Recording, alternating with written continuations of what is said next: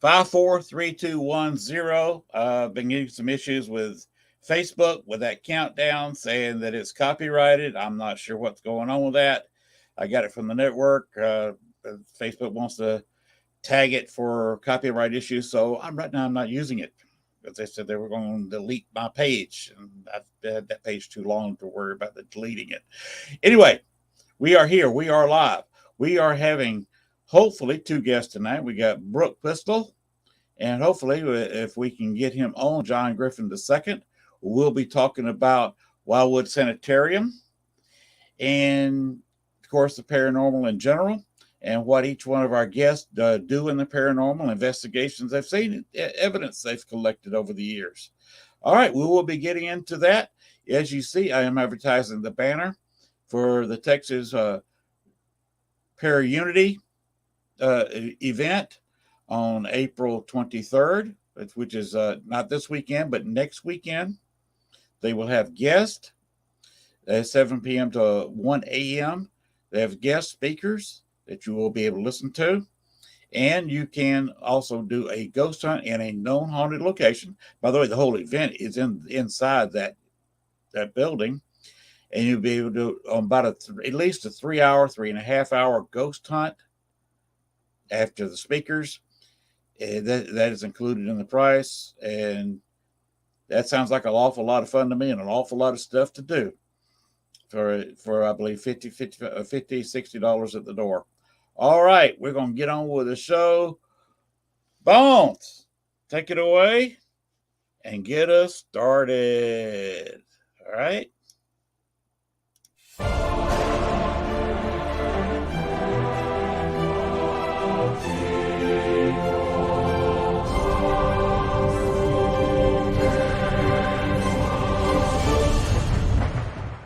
Warning: the following video contains strong language which may be offensive to some viewers and or inappropriate for children. The content within this video is intended for mature audiences only. Southern Fried Paranormal with Len Dorman featuring Bones. Catch us on Spotify, iHeart, iTunes, Spreaker, Facebook, Stream, and everywhere else you catch your podcasts. And of course, WLFE-DB.com. Now, from the backwoods of southeast Arkansas, right beside the Bayou Bartholomew, the longest bayou on the planet, broadcasting from downtown metropolitan Cane Creek Township, here is your host, Len Dorman.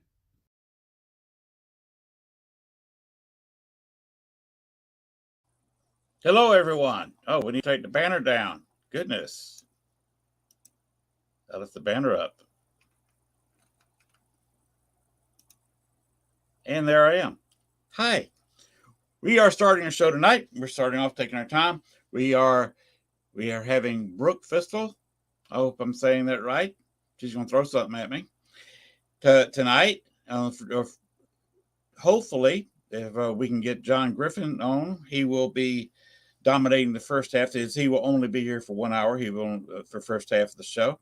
If we can go ahead and get him on, but Brooke will be here for the 2 hours. We'll be discussing Wildwood Sanitarium and some of the things they've done in the paranormal. So let's get down to it. Welcome to the show, and here we go. We'll bring Brooke into the room, and here we are. Hello, Brooke. Hi. How are you? I'm good. Good is boring. Yeah, I'm all right. I like to throw a little evil in there once in a while. Yeah. But you'll find out. You've only been married a year, so you'll find that after 20, you got to throw a little spice into it. Yeah. Anyway, while we're waiting on John, go ahead and tell everyone a little bit about yourself, what you've done paranormally, any groups you're involved with, exactly what you've done in the amount of time you've been into the paranormal. Okay. So my name's Brooke. A lot of people know me as Brooke Wagatha. Obviously I recently got married, so it's personal now. But so my whole journey started actually about 10 years ago. And that's crazy to say because I'm only 20. But I started around then. I've had paranormal experiences my whole life. But at that point in age, I went to a history tour and ghost hunt with my mom because it was actually at a mansion that is part of my family history. So we did it as kind of a family reunion thing. And that kind of started my family's addiction on paranormal. So after that, my parents did tons of investigations with my sisters and stuff like that. And then I started getting into it. And then in my early teens, I started doing lots of ghost hunts with my mom. Every single weekend, we were going to different locations. And then I started kind of noticing that I had some kind of a ability. I could see buildings how they used to look in the past. I was really good at like saying how the building was set up, what happened in this room, and I would find myself to be pretty accurate. And then I would see spirits and stuff like that. So then I actually ended up going to an academy for mediums, and I studied there through my teens and stuff. Then I did psychic fairs and all of that fun stuff, still running paranormal tours and everything. And then in 2017, my mom bought the Wildwood Sanitarium. And now I actually own the building as of January. And we do all the things. We do all kinds of different vendor events, paranormal events, private investigations, public tours, history tours. This year, we're really trying to do tons of events for the community because Salmaca is a little tiny town. There's nothing going on. So, I mean, unless you like gambling, because there's casinos and stuff, but that's all that's there. So we're trying to do more events for the community to have something to do besides, getting into trouble and stuff like that. So that's a big thing that we're working on this year. But that's a little bit of my history and stuff. What's the population of this town? Oh, I'm not exactly sure what it is, but it's small. I mean, there's a McDonald's, but like it's barely enough people to have a McDonald's. There's 2 grocery stores. I mean, the whole town is like one road basically. There's really nothing there. It's on the Seneca Reservation, so there's a lot of Native American history, and it's actually a cool town, but it's a really tiny town. Sounds like the town I live right outside of, Star City, Arkansas. Oh, yeah, that's cool. Star City has a population of just over 2,200. Oh, wow. It has a McDonald's. It has a Sonic. Wow, that's crazy. Yep, one grocery store though. So you got 2 stores. We only got one. Yeah. We also have $2 Generals and 1 Family Dollar. Oh yeah, yep. Salmaca, they have 1 Family Dollar, and there's a Dollar General right outside of town. And I live about 1.5 miles, 2 miles outside the city limits of there. The reason it says Cane Creek Township, which consists of Cane Creek Road and 2 roads running off of Cane Creek Road. Total population 25, 30 people. Wow. Has that 2 was businesses. The town. That's like the town I grew up in, which is right outside of Salmaca. I mean, there's not even a stoplight or anything. Most of the people there are Amish, so they're like, don't even count as like citizens and stuff. And it's like a vacation town. Pretty much people have like campgrounds and stuff. So really like no one knows it exists. Wow. Yeah. We have a state park a mile down the road with a big fishing lake. Oh, that's awesome. So we've got that. If you go past the fishing lake into the countryside, you're in farming community, and there's also an Amish community there. Oh, that's cool. They grow very good corn. Oh yeah, all their stuff is so good. Oh my God, the baked goods. Oh yes. The baked goods are like so good.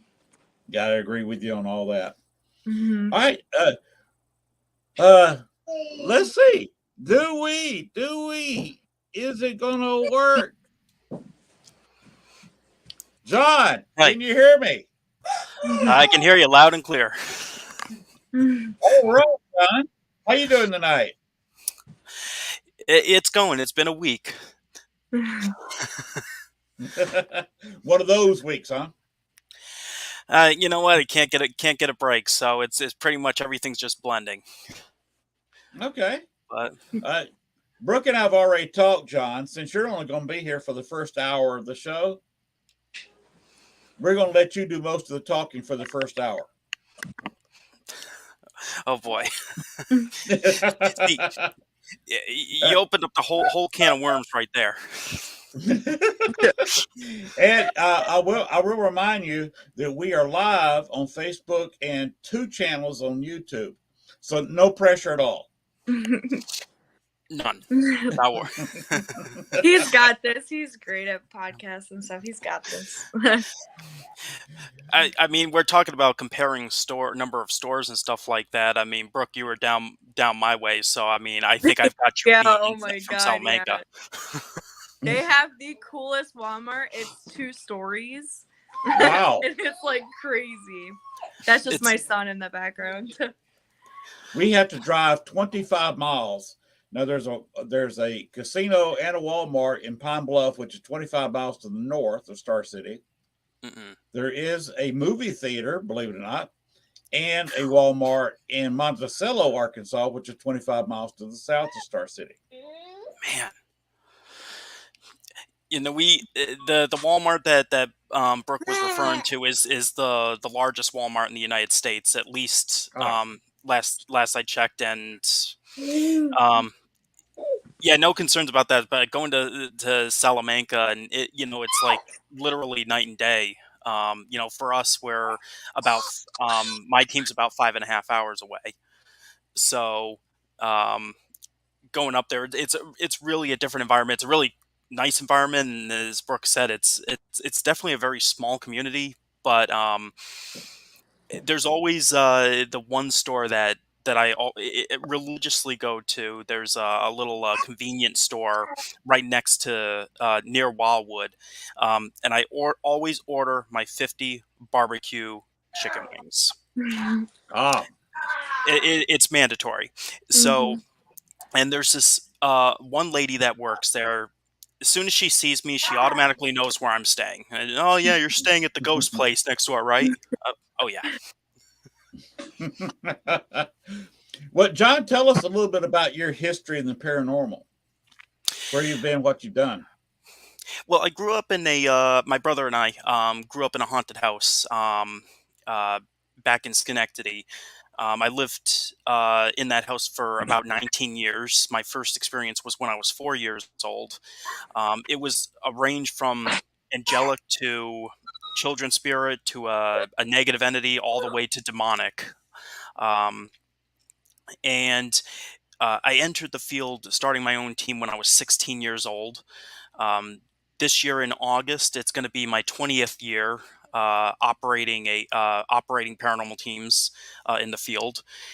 So the team has basically, we've evolved. UNI Research is the name of the current and final version of the team. We've evolved from 2 other teams before, the first one being TPO Squad, next one being Paranormal Security Department, and then we evolved it into UNI Research, where we're basically at our final mission stage, vision and such, and we're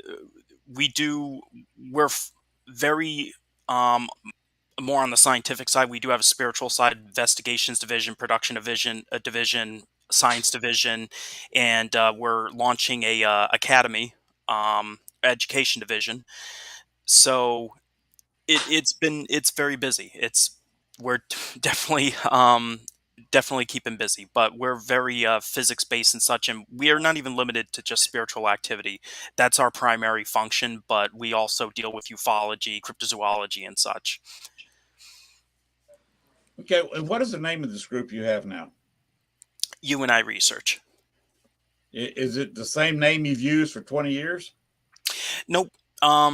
We've changed the names The first one was TPO squad. That was I would say my amateur team.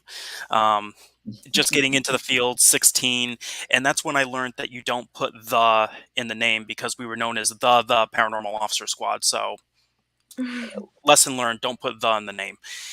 And um, we were trying to, when we became more serious, it became Paranormal Security Department. UNI research has been in operation as of August 22nd this year is going to be 11 years. But it's basically an evolution of the other two teams, basically in procedure and mission and focus and such. Okay. What kind of experiences have you and your team had? Oh boy. So I mean, it's been a huge range of experiences. We've dealt with apparitions, demonic hauntings. We've dealt with the EVPs, voices, the whole range of all the way up to UFO activity. The stuff that we've been working on now, because we were, prior to him passing, we used to work with a professor from State University at Albany, Dr. John Foldy. We were focusing on the primacy model of consciousness, which was the theory he was developing, and we've continued working on that, developing other hypotheses to go with it, and trying to continue to develop further theories based off of the data and stuff that we're collecting from it. And Wildwood Sanitarium is one of our primary places that we go to. We're traveling back and forth, as Brooke could probably tell you, a million and one times a year. And the stuff that we're getting, we've been able to do a lot of verification. It's matching up where we're finding trends with spiritual activity that's occurring, and Wildwood Sanitarium's just I could tell you is one of those places that's really helped progress the research forward, for sure. Okay. Anything specifically, any event, voices you've gotten, video you've gotten, and where is this evidence? Do you just keep it yourself, or is it posted somewhere? We don't post a lot of it publicly. We do have internal evidence, and we have public evidence. So there are points that, for us, if we're going to release evidence, there's got to be a reason for it. We actually prefer to call more. We pretty much just call physical documentation. For us, it's evidence that something unusual was captured, but we can't really go straight towards, well, this is the consciousness of a dead person. So Right. there is stuff that we have released publicly, but usually we end up having a reasoning that we're releasing it. Mhm.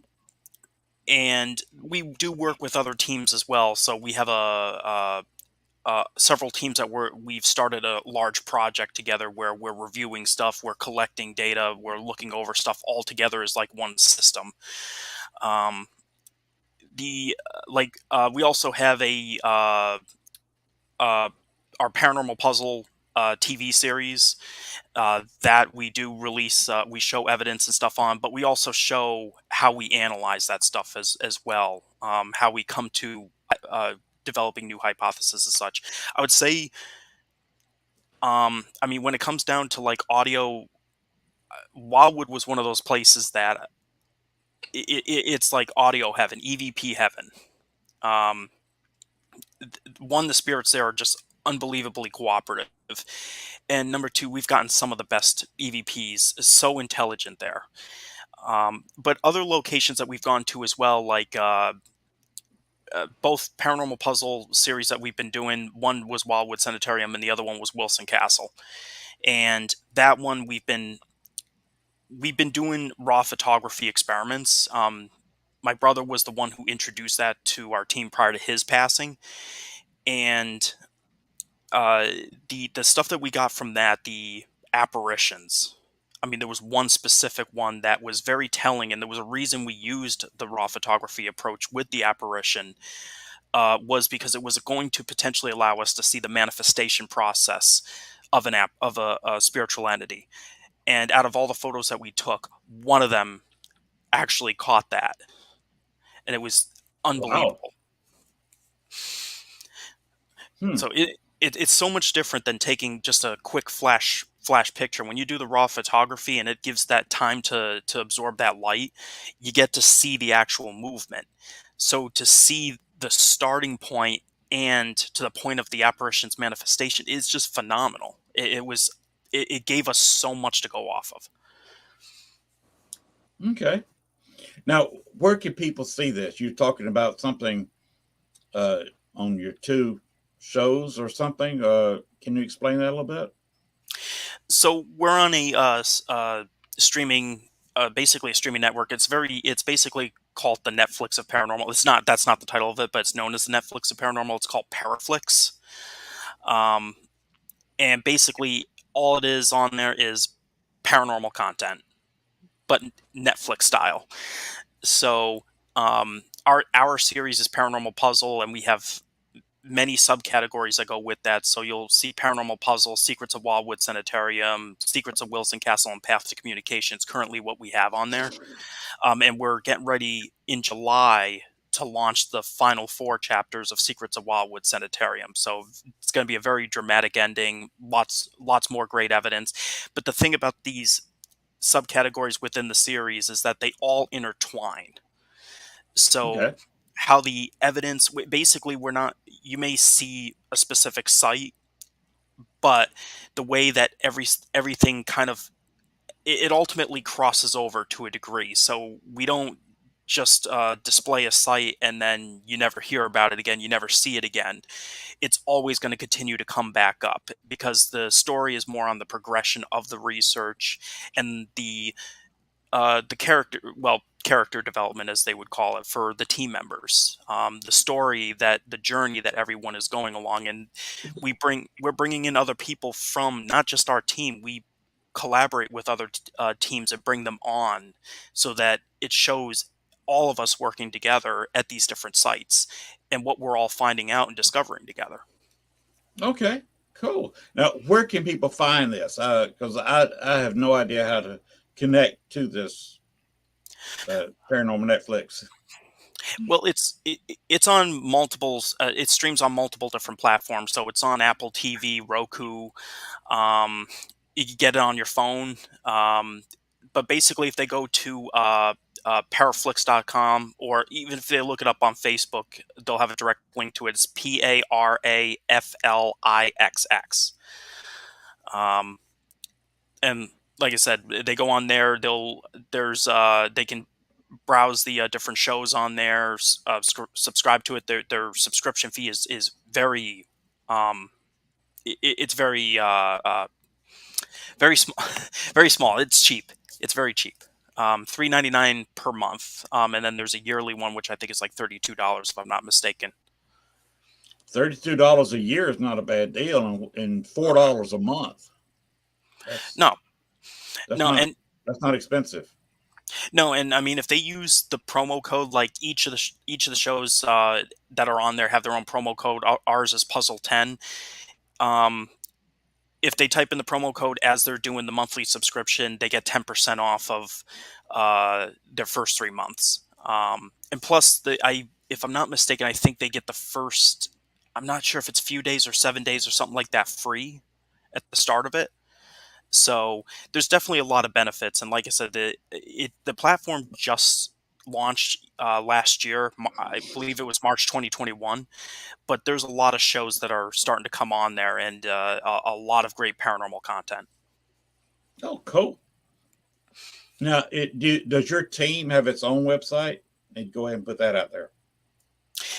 It does. We are currently we took it down because it's under construction. But Okay. everybody should keep a lookout for it. It's uiniresearch.com. We are going to be relaunching it this year. Currently, we're working on what's called Legacy 4 project, which is basically a project kind of dedicated to my brother, where we're trying to improve the team operations and create new services and do a lot of great things for the field. And it's something that the reason why we call it Legacy 4 is continuing my brother's legacy, but also his numerology number was 4, his life number. And he started the project with me several years ago. So we wanted to continue that vision. And part of that was also redesigning the website, making it more accessible, more information, and so we're hoping. We just started the project, Legacy 4 project, back on November 1st last year. So we're looking to Mhm. have the website back up and running no later than October this year. They do have a Facebook page, though. Yes. Yes. Okay. What's the name of the Facebook page? The Facebook page is we've got 2, and we're launching another one. UINI Okay. Research. Okay. That's our main team page. Paranormal Puzzle by UNI Research is the one that a lot of people gravitate to. It's the most active. And then this Monday, we're launching Your Paranormal Academy. So all the pages, they're going to be interconnected, but all 3 pages are ours. Okay. Very good. So you're really trying to get a Facebook presence.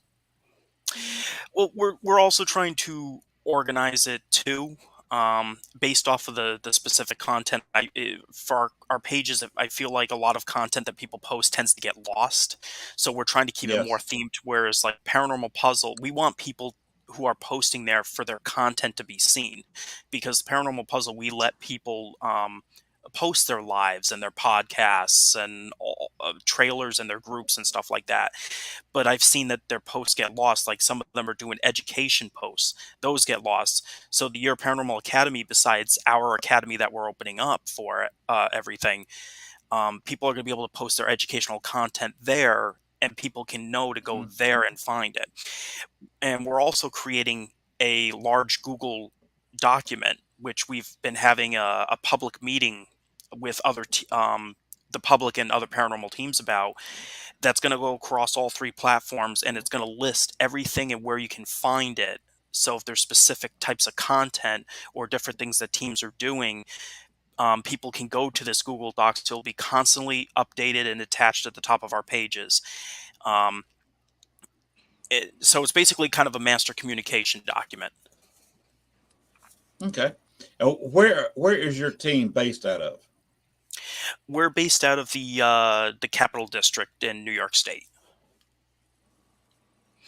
Uh, Capital District. That's Albany, right? Yeah. I'm Okay. personally in Colony, but we do have members in like Albany, Niskayuna. We have a member in Vermont, so we do have out of state members as well. Okay. How many members do you have totally? 15. 15. Mhm. What's your secret? I've talked to a lot of people who are like me, almost by themselves, because they can't keep a team together. I've seen teams form, and 3 months later they completely dissolve. So, what's your secret of keeping a team active so long? Well, and that's actually an academy class that we're putting together. Is basically starting a team, and then we have a pillar dedicated to leadership, for the teams. And basically, first off, I'll tell you, I've made 1,000,001 mistakes over the past 20 years. I've lost plenty of members, but y- y- the the thing that I've learned, and especially even working as administration at the current job that I work at now, um, it's that mission, vision, and core values. Defining what the team is about, and then and making sure that when the members join, they know what your mission is. They know what your mission statement is. It's defined. Your vision, what the core values are, and trying to find out what their core values are. Do they share the same core values as the team? The introduction, the onboarding of the team members, are they getting the training? Do they feel heard? And can they find how they basically one study that I did was learning about like the top CEOs of organizations. And the one thing that I've learned about people that stay within those organizations with that rate the CEOs really high is that they understand how they fit into the big picture. So um, I found that people they want to develop skills. They want to be a part of something. They want to be heard. And so part of it is releasing that power, I guess, so to speak. I don't really like using that term, but giving it away and giving people an opportunity to grow. And when they grow and they're a part of something, it becomes a community, it becomes a culture. So basically, when you create the culture, that's what the culture ends up being. And that keeps people there. If it's a bad culture, they're going to leave. Um, so that's what's really kept us together, is that every single member has had an opportunity to play a role, even if it's small leadership role. Some of them don't want to lead. Some of them just want to be a part of a project but not lead it. But given those opportunities, rather than me just telling them, do this, do this, do this, you have no say, I don't want to hear it. Um, it's basically a mindset. And when they feel like they can approach their leadership, it really changes the dynamic of how the team operates. Mm-hmm. I've had several experiences ranging from a group basically trying to be too much socialist, where there was no real true leader to try to run it. They had 6 people on a so-called board. It was a not-for-profit corporation, Mm-hmm. and tried to run it like that with no real true leader, just kind of going back and forth between the main 6. And it fell apart because there were people who didn't like the structure. Mm-hmm. They didn't want any kind of that. I don't never caught on if they wanted a stronger leader or wanted to just completely disinterested in any kind of organization whatsoever. And that group just shattered. Others, you get the egos, and like you just kind of referred to a little bit, do this, do that, do it my way or the highway. One of the longest groups I've seen, it's a not-for-profit corporation. He has the bylaws, and anybody who joins the group knows what it is. Mm-hmm. If you capture a picture, and I'll name one lady who took a picture of his group way back in the early 90s, Judy Huff, took a photo, and the man who's owned the group for so long, the Ghost Research Society, Mm-hmm. he and her own copyright on that photo. It's a co-copyright thing. Mm-hmm. Because it's part of the rules that Ghost Research Society has partial copyright ownership of any photo if you're on a investigation under the flag of that group. Mm-hmm. But he gives the photographer also part copyright, where if you want to show the picture, you're supposed to ask 2 of them. You're supposed to send a letter to him and the group, Dale Kazmarek, and then also ask Judy Huff's permission if you can use the photo. Oh, wow. That's how structured he is. And he's the only one besides you and a couple of others that have maintained groups for a long period of time. This is quite unusual in today's world, because I've just heard time and time and time again stories of groups that just fell apart.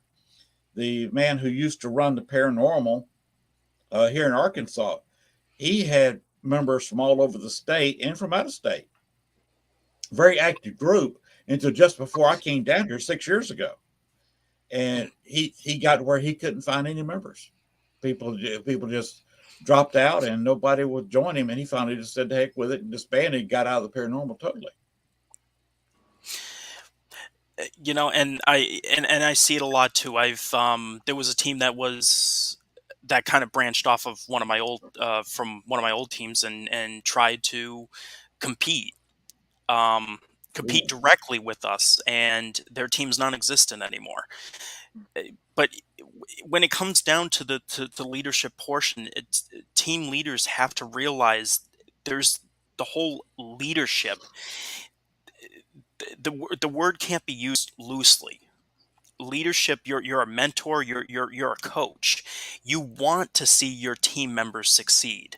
I have team members that are, you know, and I've tried to make it a point on my team that John Griffin's face should not be the only face that's seen on other podcasts. I've had many team members and we have other podcasts where other team members are going on. They're going on and John Griffin's not on it. That doesn't matter to me. I see my team members. Our team is going on to these podcasts and representing you and I research and showing the diverse skill sets, the diverse personalities of and just for everybody to see that you and I research is not one person. It's 15 people. And that's the other that's like I said, giving away power, so to speak, understanding that other team members, they want to be involved.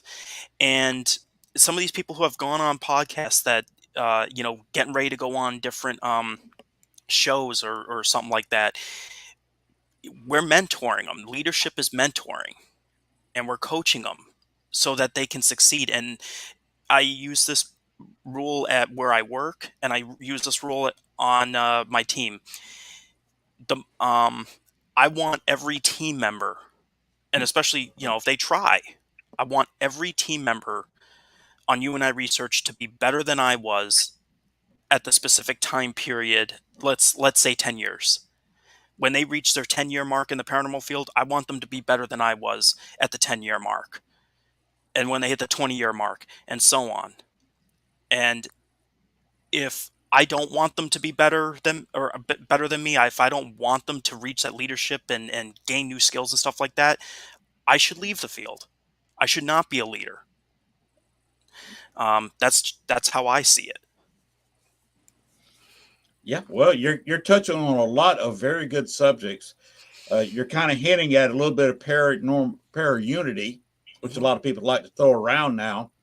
And all that is just cooperation between people and releasing the information and not trying to claim ownership over a certain ghost or a certain location, which I know you have seen. You're both nodding your heads. You've both seen this. I almost got sued because I was releasing ownership. I mean, I was not saying I was releasing information over a ghost that somebody else was trying to claim ownership of. And a location, the location has been fought over by 4 or 5 people in the paranormal because they all want to almost own the place. And they want to be the only ones doing tours of the place. And the actual area around there is publicly owned, but the people running it were going to put cabins around that you could rent by the location. And you had 3 or 4 paranormal people starting to squabble because they wanted weekends. They wanted to take over the cabins for the weekends, rent all the cabins for every weekend for 2 or 3 years, just to keep other people from doing tours in there, so they could bring in a bunch of people and make money off of it. And they started squabbling so much, they said, "Forget it. We're not going to build any cabins at all. Wow, we're not even going to allow you in here for private nighttime investigations, and we don't want tour groups coming in here by the bus." And that's just because of the squabbling. Yeah. And I just really glad to hear John just talking about the cooperation and not squabbling. So thank you for telling me about this, John. It makes me feel better. Yeah. See, with our location and John groups and stuff, we're in a sponsorship agreement because we trust them. We, as an owner of a location, this location is your baby. I mean, you put all your hours. I mean, I literally am on the phone constantly all day long about Wildwood, booking people like constantly. It's our baby. So Mhm. sometimes like it's really hard to trust people, and that's why we have a sponsorship with them. So they get first dibs on all of our public ghost tours and stuff now, because it's really hard to trust teams because of stuff like that. Like people try to take it over, or they just cross boundaries, and it's really hard. But and I think John, like, we really love how he runs his public ghost hunts and stuff, because it's not the same as everyone else. They do different experiments, and they do a really good job. So that's why, like, we partner with them. Okay, John, you work in the corporate field, correct? Don't have to name the name of the business, but I guess you work for a corporation or a larger business. I work for a level 1 trauma center. I'm a security lieutenant, so I'm part of administration. Oh, you're a security lieutenant. Okay. Mhm. Because have you got training in dealing with people, some kind of college or other experience in the training field? Because the way you're talking, you sound like you're at least a graduate of some kind of management school, or you've got extensive experience in management, because you're almost talking like a professor.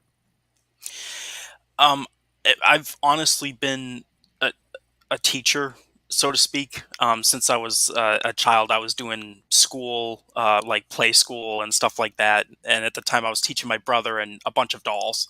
Um, they had names and they got in trouble.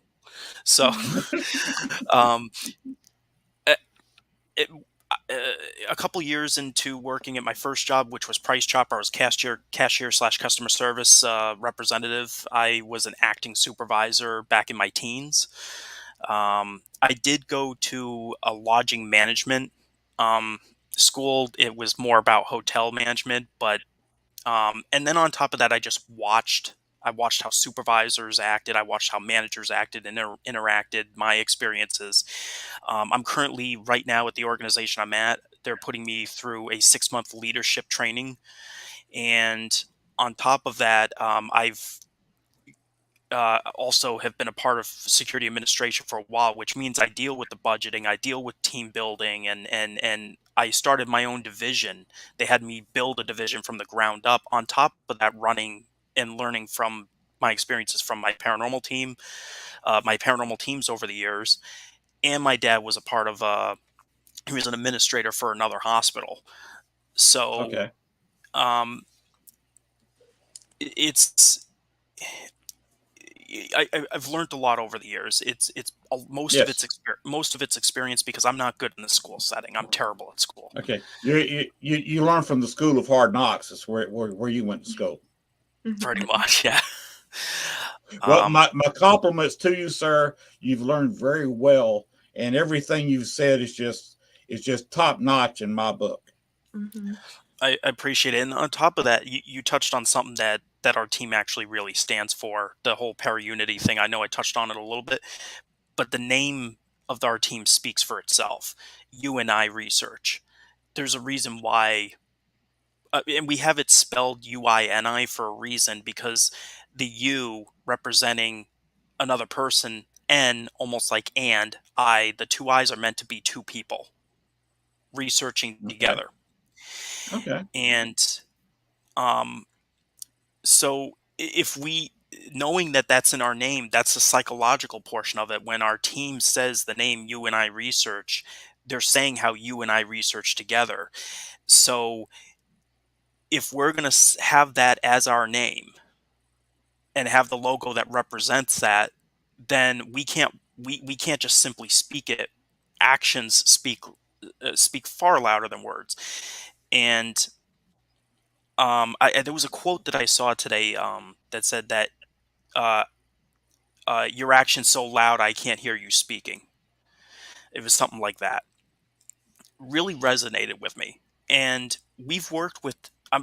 I'll tell you, I've seen so many teams that, like you said, they go after each other, and we've managed to work with all sides of those. We don't get in the middle of which side anybody's on. We've worked with all different teams that have conflicted with each other, and we managed to work with all of them, regardless of their differences. And part of that, again, it goes back to that mission. When we're mission oriented, we're focusing on the universal picture, not about little squabbles. The paranormal field has a huge responsibility. We're dealing with life after death and so many other things that have a huge impact on society. So it's really sad to see what's happening in the paranormal field. Teams that can't get along, teams that end up falling because they have internal squabbles. When the mission is there, people move forward, and people have to believe in the mission. If we say that we're really out there for the truth and we're trying to figure out the paranormal, it can't just be words. You either mean it or you don't, and your actions speak to that. Very good. By the way, John, I was I'm originally from Columbus, Georgia. By the way, I spent the first 45 years of my life in Georgia, so I'm not an Arkansan. In Columbus, Georgia, I was in. You ever heard of the organization called the JCs? No. No. You sound a lot like a fellow JC. I was on the local board of directors and the state board, and Wow. this is what their main mission statement is: to train leaders. And they teach at every meeting. They try to put you in charge of stuff.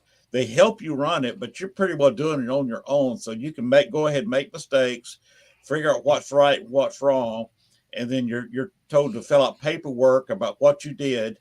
They give you last year's paperwork about what somebody else did running it, who to talk to, and that's kind of up to you to run it. It teaches leadership skills. And this sounds a lot like what you're doing with a paranormal group. And this is just outstanding. I wish other people would listen to you and run their groups accordingly. I'm absolutely amazed. I had no idea about this and the way you are. So again, my compliments. No, I appreciate it, but that's also why we're adding a portion of that into our the Your Paranormal Academy. Is we want to share that because we want to see teams succeed. It takes a lot to start a team, as you probably know. Yes. It takes a Yes. lot, and there's a lot of energy, and to see people lose that passion, especially when they mean well. A lot of the failures that I've seen is people not having that experience. They want to lead something, but they don't have the tools to do it. And there were tools back when I was 16. If I could travel back and slap myself around a few times, there's some really good information, because back then I was a hardhead and I did the exact same thing that I see a lot of these team leaders do now, where it's me, me, me, me, me. Your mission, you mean well, but you're not focusing on the team. It becomes you with just a bunch of people. And I wish I had people that I know now to lecture me back then on the mistakes that I was making, so that I could avoid it. But you know what? The experience, you do two things with the experience. You either you're going to avoid it and not learn anything from it, or you can take it as a lesson and grow, because leaders make poor decisions all the time, that mistakes happen, but we look at it as opportunity for improvement. It's not a failure, so to speak. Opportunity for improvement. The only time technically you fail is when you give up. Or if you don't learn from your mistakes, that's a failure in my book. Yes, I agree with that. So, what kind of we got? You said you wanted to leave after 1 hour. You gotta go away by midnight. I guess you got to get up and work in the morning. I'm going to keep pushing as long as I can. What kind of tools do you use? So a lot of the stuff Yep.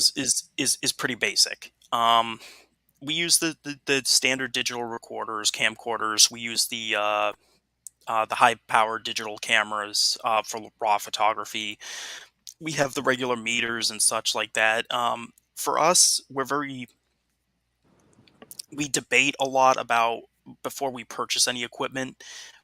We have we have to look at the reasons why we're getting it, and I prefer that there's always, when it comes down to a standard, we need more than one reason of why we're going to have that equipment. So we research it, we vet it, we're looking at the company that made the equipment, and what are we going to use it for? What measurements are we going to get out of it? If it's something that's just going to blink really cute flashlights, or these really pretty lights at me, okay, great, it tells me something's there, but it's giving me no numbers, it's giving me nothing to work with. And like I said, we're a research team, so we're data driven. So if I can't gain any new knowledge from this, that's going to help me, or help our team gain new information that we could send out to the field and say, hey, look at what's discovered. Look at these trends. When we use this, we used it this way and that way. We won't purchase it. And I've learned financially some hard lessons about, that's a really cool piece of equipment. I saw it on TV. Let me buy it. And then it doesn't Mhm. work. Right. Right. All the time. I remember a couple of years ago, there's a piece of equipment that was supposed to be 3 or 4 instruments in one. Had it worked, it would have been a tremendous buy, because it for about $70-$80 would replace about 4 different instruments, each one of them costing at least $50. So Yeah. it would have been a great buy. But when it came out, a couple of people bought it and it did nothing. All it was a scam. It was literally too good to be true. And they stopped advertising it very quickly, because once people got it, it just got screwed out of the money, because it did absolutely nothing. Do you use ghost boxes or anything? You didn't talk about, you use any kind of ghost box, or Spirit Box 7 or anything like that? Not really. We do have team members that are doing research with them. I mean, I've actually I don't have one personally, but I have started utilizing more, like Brooke. There's one that Brooke and Lori have at the Wildwood Sanitarium, um, that we've been testing and learning more about it. It's just kind of one of those, like, EVP wise with the digital recorders, I get more concrete results with those. Whereas the spirit boxes, it, we get results. I mean, there was one, and I will never forget this one, where Lori was down in the basement of Wildwood, and I'm glad they were doing a lot. I think they were doing a live, or they were recording. I think it might have been a live. That's one of our team members, Sarai, was doing, and they caught my brother's voice clear as day, saying his first and last name. And when I heard it, there was no doubt about what just happened. So yes, there's moments where the spirit box works wonderfully, and then there's points where there's so much jargon and so much noise going on that it's difficult. So I tend to lean more, at least personally for me, towards the digital recorder. However, for the rest of my team, anybody that wants to use a spirit box, wants to do experiments, we leave it open. So if there's different types of experiments and data they want to collect, the team is open to trying all different things. Okay. Now, one thing that I have found, and because I love doing experiments. If you say let's experiment, I'm all for it. Let's hear what you got to do. Tell me what I need to do to help out the experiment, and let's get it done, because I love doing this kind of stuff. What I found on the internet, and having a weekly podcast, and appearing on several of the podcasts and in chat rooms of other shows, as spirits can interact over the internet.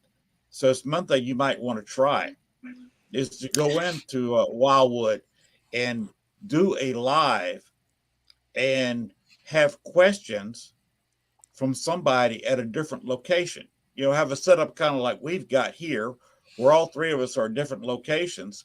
One person runs either EVPs or a ghost box, while somebody else asks questions. We actually already did that. You have done this, so Yes, we did. you know what I'm talking about. How did it work out? We've done it several times. So the first time we did it with a team that's in Ireland. We also had a team Ah, that was with us from Indiana that traveled up to help us with an event that we were hosting. Uh, and since the team from Indiana, leader's name is Jeremy, he contacted Jenny, who's in Ireland, and they were at a castle. We were at Wildwood Sanitarium. So during, I think it was a live they were doing at the time. We ended up in the live with them and trying to see what would come across on both sides. They start there. So Jeremy came up with this experiment, a dog whistle experiment, and he had us try it. So in Ireland, they were trying to do the same thing.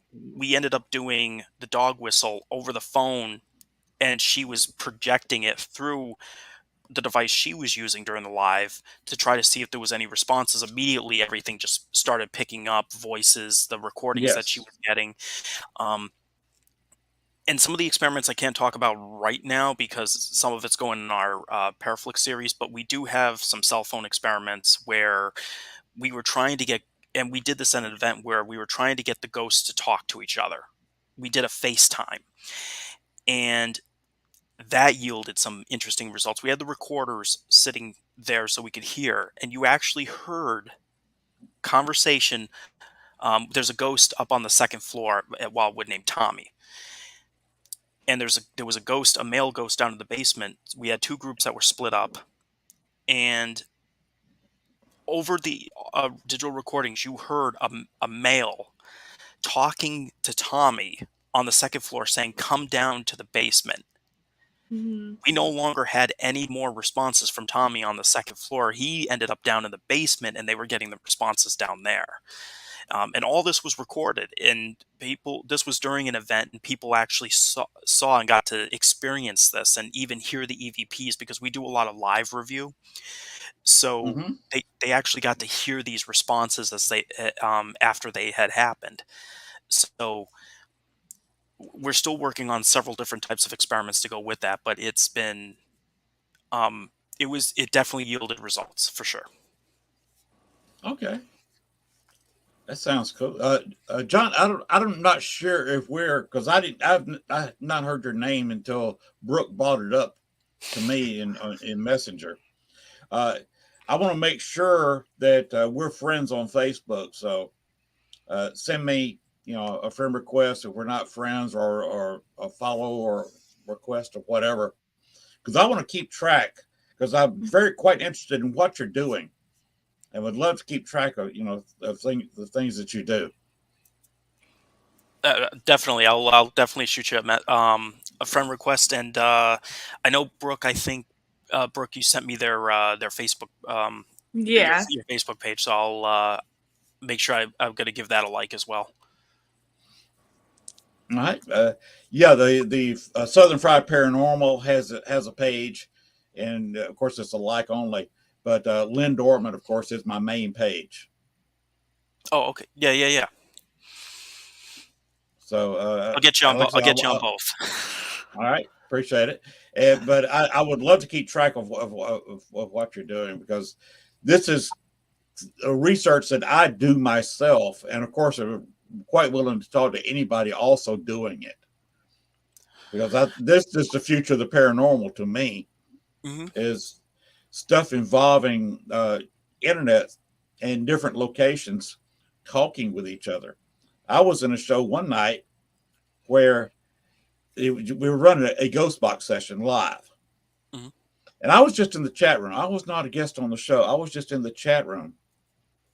And I was letting everybody else just put in the word they heard, oh, that was my name, or that was your name, or I heard Tom's name, whatever they heard. Mm-hmm. And quite frankly, I was kind of bored. It was 3 o'clock in the morning, 3 or 4 o'clock in the morning, my time. And you know how you are at 3 or 4 o'clock in the morning when you've been up all day.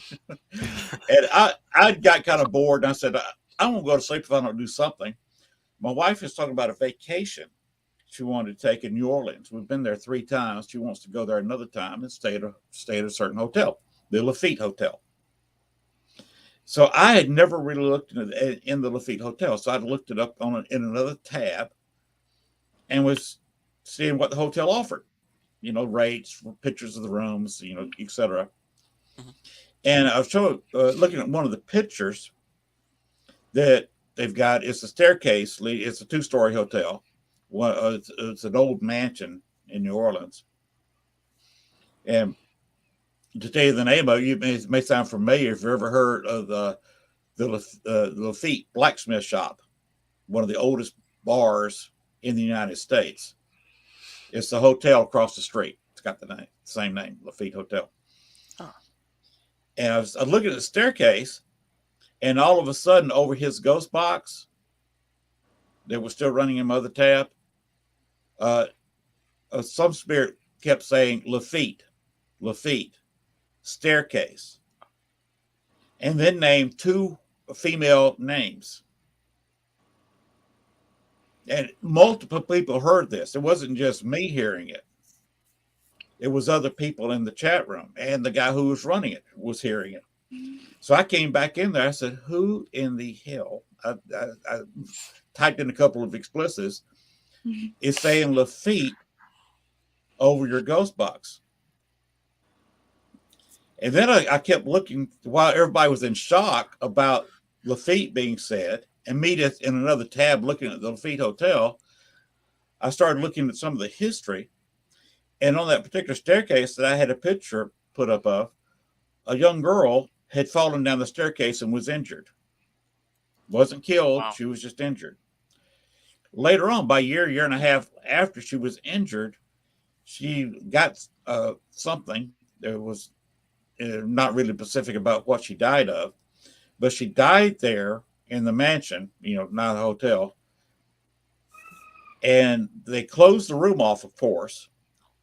The mother was so distraught that she went into the same room where her daughter had died. No food, no water, and they found her dead in that room, same room 3 days later. Wow. The ghost box named multiple times both the daughter and the mother's name. And nice. At the time, I had not even read this information.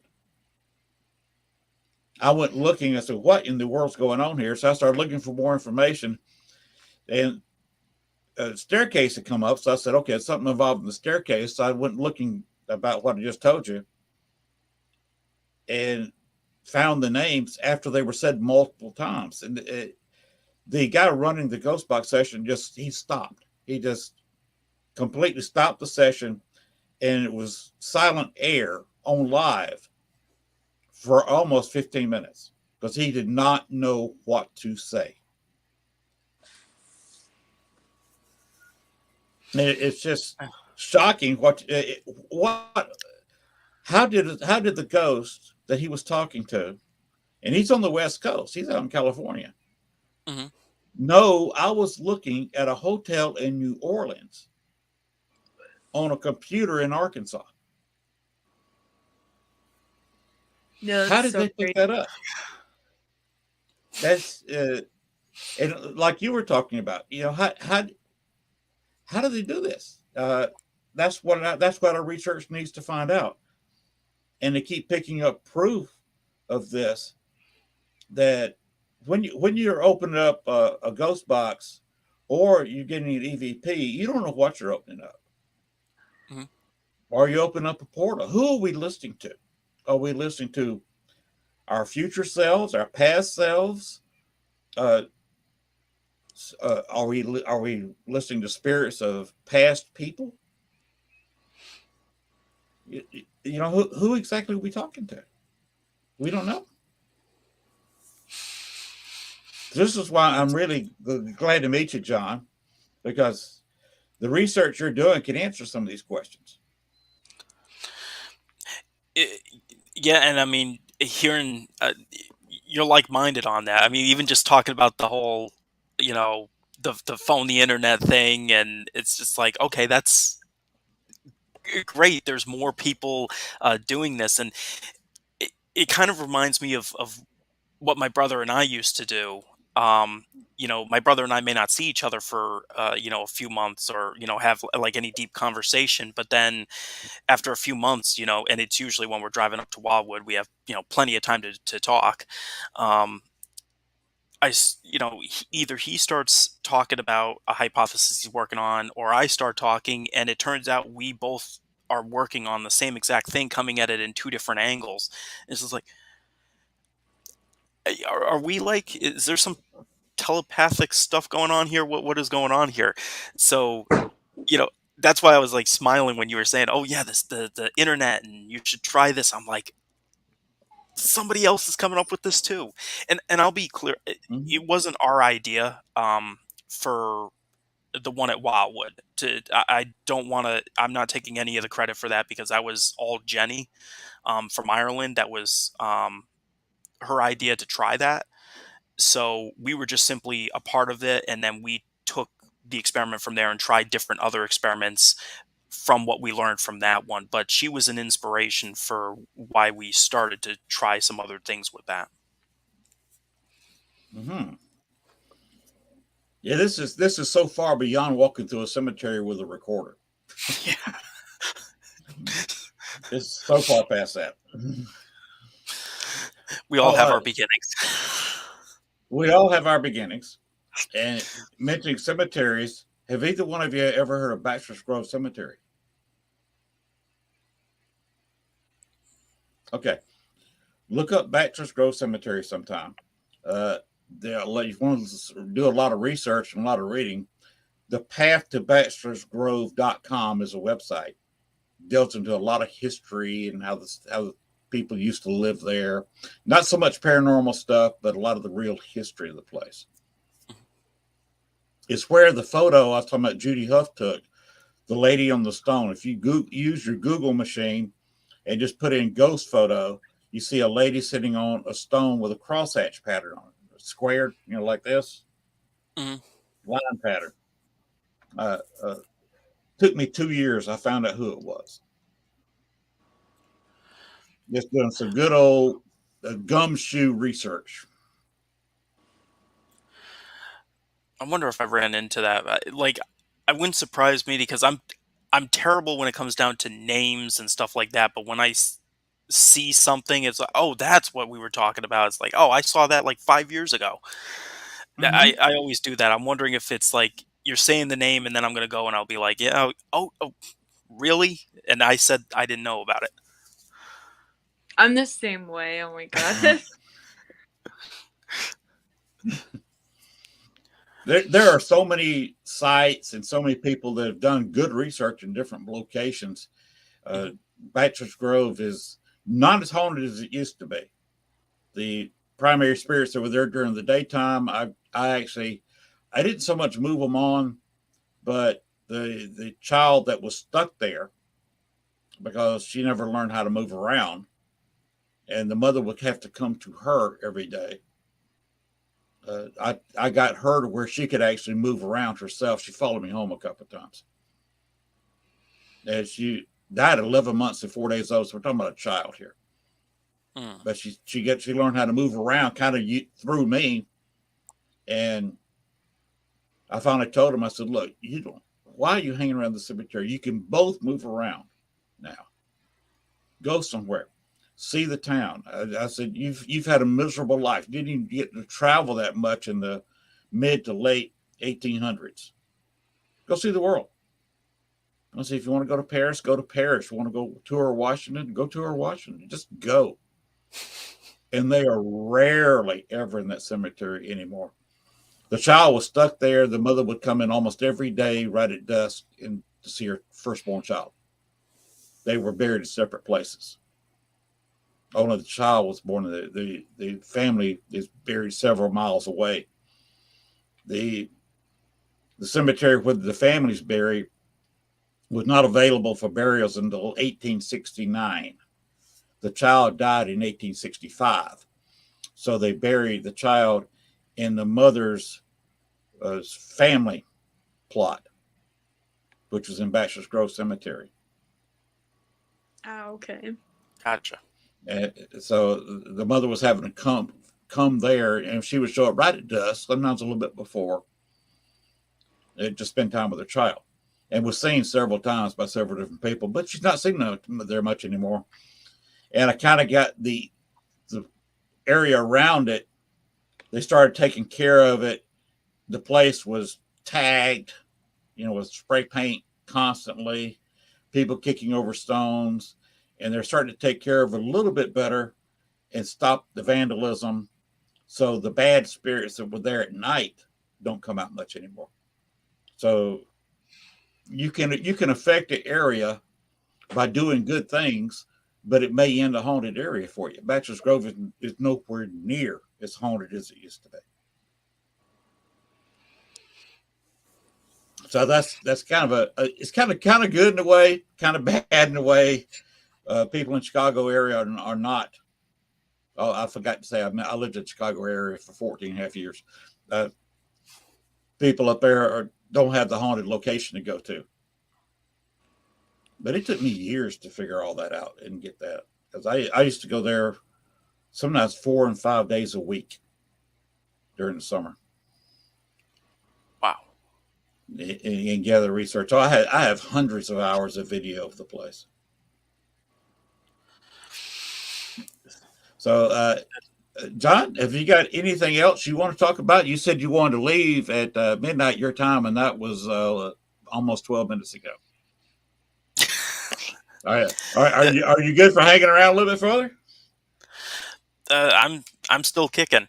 I mean, just message to your audience out there: if I start talking gibberish or blah, blah, blah, blah, just know that that's for entertainment purposes only. It has nothing to do with me being tired or anything or taking ZQL. Okay. Being a Southerner, a native born Georgia, and now living in Arkansas, this little blue cup right here, sweet tea with a little twist of lemon in it. So that keeps me awake. That's why I'm able to run a show past midnight a lot of times. Lots of sweet tea. But let's talk a little bit about our location here at Wildwood. I know very, very little about this place.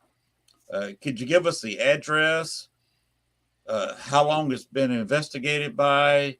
Brooke, how long you and your mother had the place? Maybe you had it before?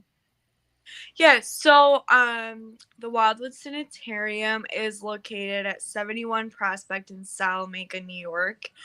We're only about 15 minutes from the Pennsylvania border, so I mean we're barely into New York. But it's on the Seneca Reservation, so it's on Native American territory. And we're actually very close to the river and stuff, which is like the sacred land for the Native Americans. So the house itself is 3 floors, and then there's a basement and an attic. It was built in the late 1800s, and it was a private home. And then the doctors that bought the building to open it up as an osteopathic hospital, they bought it in 1904 and opened the building up in 1906. They had up to 14 patients at a time. They were all into natural healing, so they did not give you medication or anything like that. And when they first opened, they didn't take patients that were contagious.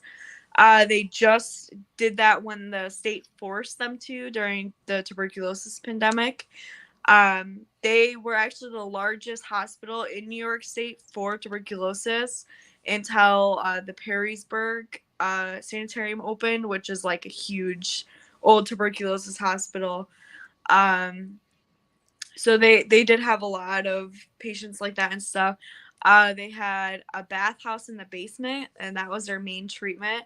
So they had hot baths, cold baths, and then they also had light bath therapy, which they did that on the second floor. And we actually have something coming up like really big about the light bath therapy that'll be coming out soon. So if you watch our Facebook page, that'll be up about that. But we also, in our basement now, there is a bathtub down there that's a clawfoot bathtub that guests can sit in. And a lot of people feel like they're getting touched and stuff while they're sitting in the bathtub. But we also have a morgue down in the basement with a morgue table and a embalming fluid drip and all that. And then on the third floor, we have a complete doctor's office. So we have an exam table, a skeleton, a scale, and then we have a complete 1920s doctor bag and a cabinet. So that's a little bit about the history. We've owned the building since 2017, July 4th of 2017. So this will actually be our 5 years coming up. Before that, family lived there, and they owned it for like 20 years, like a long time. They raised all their kids there and stuff.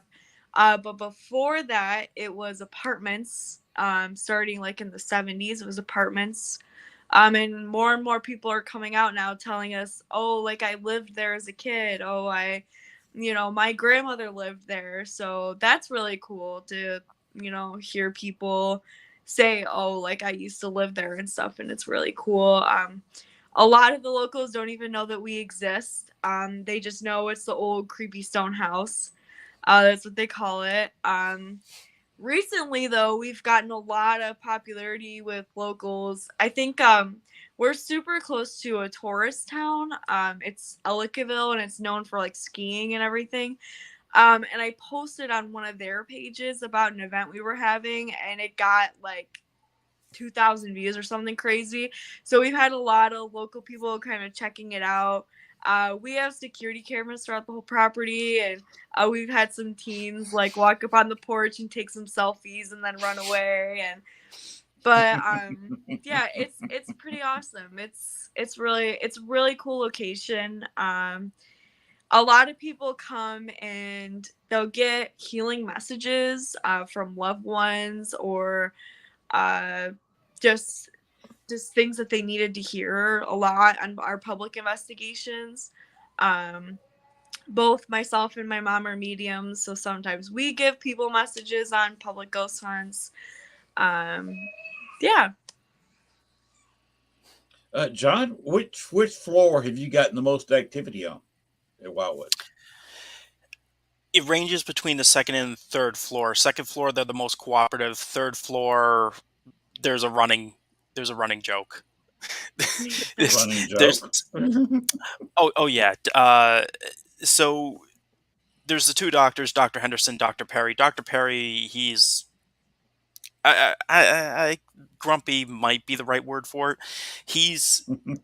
We go up to the third floor, and always polite about it. There's a door before you enter the third floor that's at the top of the staircase. I always knock on the door, walk in, and say, "Good evening, Dr. Perry," or "Morning," whatever it is. And I'll have my recorder going, and I'll tell you, for the longest time, every single time I would enter the third floor, you would hear Dr. Perry go, "Good evening, Dr. Perry, get out." And so it got to the point that Dr. Perry stopped saying "get out." It was a typical trend. I'd have plenty of "get out" EVPs from him, and instead of there was one point where he didn't say it. He sent the nurse to say it. So I come up there, I say my normal thing, "Good evening, Dr. Perry," and you hear this female voice come over and go, "Dr. Perry wants you gone." So for a while, For a while, instead of even giving them the chance to say to get out, I would just knock on the door. Good evening, Dr. Perry. Yes, I know, get out. And then I'd walk away.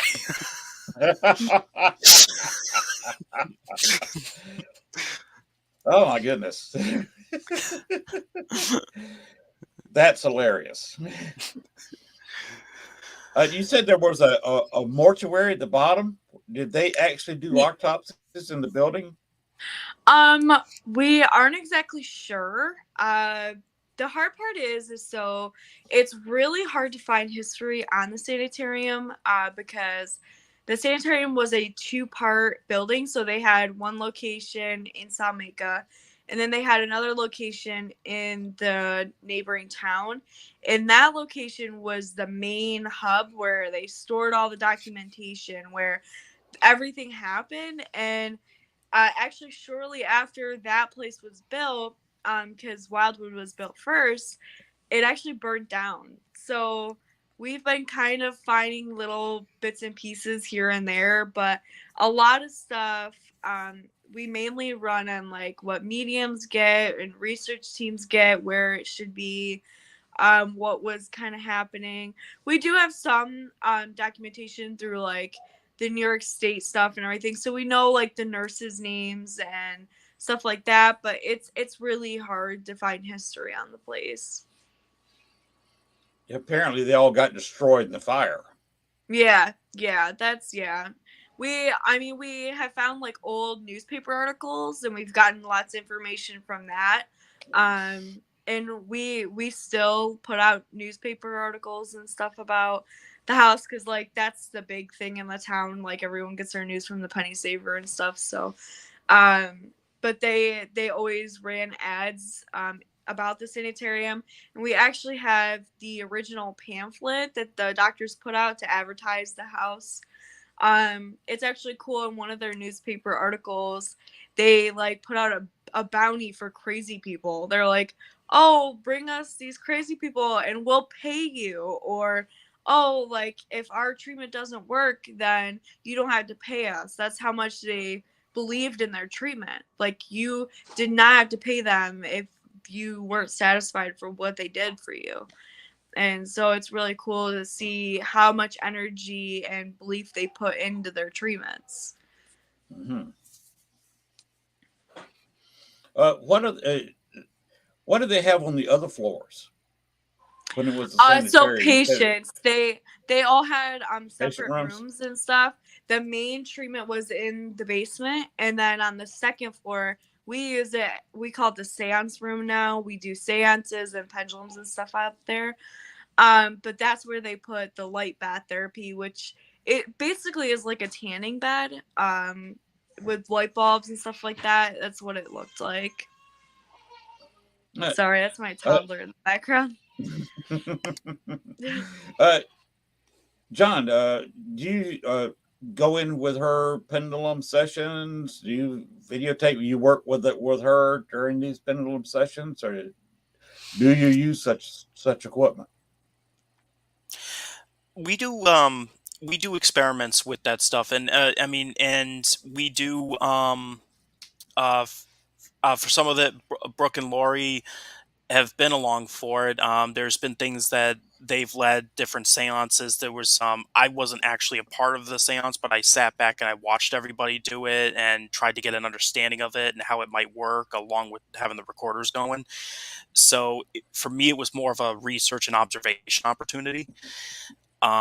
My brother, who was the chief science officer for our team, he was very big into the pendulum. They had this pendulum with sand that's on one of the tables in the seance room, and he did a lot of work with that. And they've actually just posted Brooke's mother Lori just posted a video recently of a message that my brother wrote in the sand. It was only one word, but it was significant. It was it said mom, and the exact writing matches the handwriting of my brother from his envelope that he addressed to my mother. And that's happened twice now. Oh wow. So he had a That's thing for the interesting. pendulum. We have a picture of him, because Jeremy used to wear. I know I said two different Jeremys. Jeremy from Indiana, but Jeremy, my brother. Um, he wore a lab coat. Um, so we have a picture of him. There's a green light going on, and Hmm. he had the pendulum going on. But i- yeah, we don't sway away from it.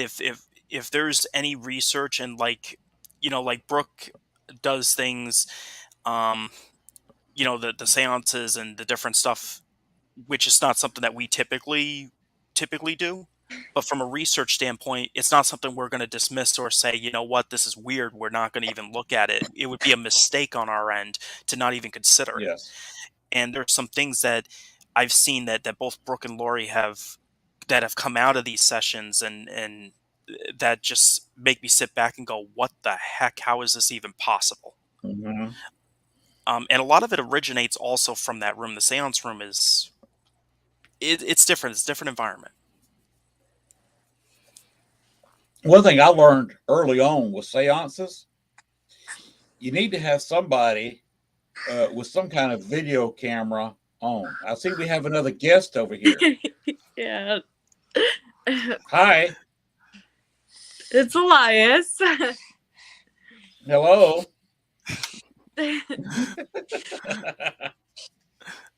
Hi. Get my hand in here. But what I learned early on, if you got a seance going on, have somebody there with a video camera, just because you never know what's going to happen.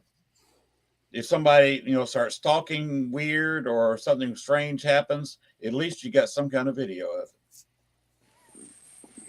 No, that's definitely true. And when seances happen too, like we'll put out equipment and everything, and sometimes like equipment will go off because it's a crazy amount of energy. I mean, that's been put out in the universe and stuff. So sometimes you'll get up like crazy good results.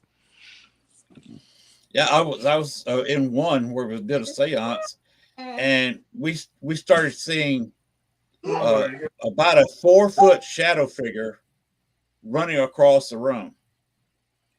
So here they are in the middle of a seance. Here are two of us with cameras chasing a shadow figure through the room.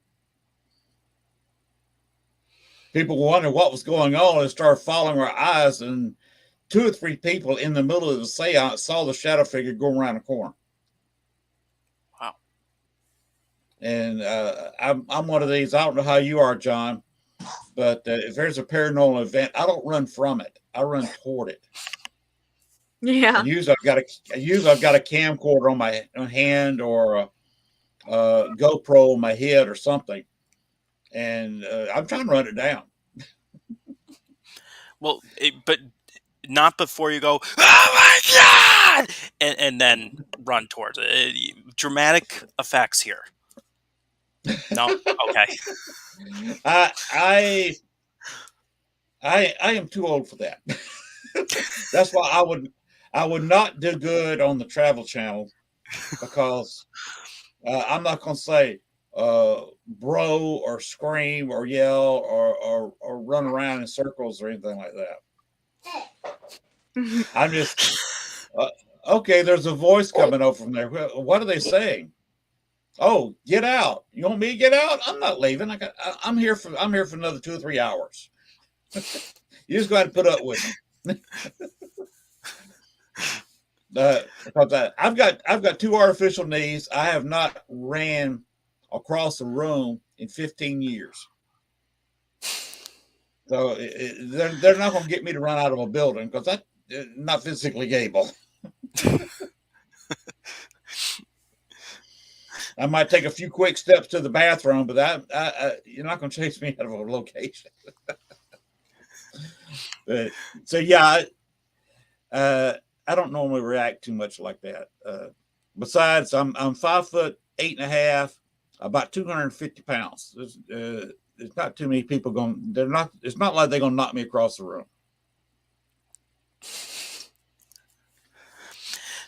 At least at Wildwood they would check up on you. They did that with one of our team members, second floor, just next to the seance room. the one of our team members who's an intuitive was woken up by a nurse. Now he was wearing a sleep app machine. His name's Reggie. He was wearing a sleep app machine, Okay. and he was woken up out of a sound sleep by a nurse that was basically checking on her or checking on him to make sure he's make sure that he was okay, and seeing if it was like she was acting like he was a patient. Really? He's just like keep saying hi and waving. But no, we've had that happen a bunch of times though. Like people will talk about, oh, I felt like someone at the end of my bed, or oh, I felt someone touch my hands or my feet. Actually, Dan that owns the Hinsdale house, he's pretty well known everywhere and everything. His first experience in the house was on the 3rd floor, and he saw a shadow figure go back and forth between the rooms. So we thought, that'd be a doctor checking on patients or a nurse. Mm-hmm. It was so true what Brooke was saying earlier about the whole loved one things. I've now witnessed this happen 4 times now. I think maybe more than that. I can recall 4 immediately, where I was present, where loved one was coming through, whether it came through intuitively through Ghost Box, EVP session. Wildwood really has that trend going for it, where it remains a place of healing. And I remember that's what Lori and Brooke told me when we first met them, and they were talking about Wildwood, how it's a place of healing and such. And it still to this day lives up to that name, even in the state that it's in. Wow. Okay. You ever have anything going on in the attic? I don't think either one of you mentioned the attic outside it was there. Do you take people into the attic, or is that just out of bounds for people to come in?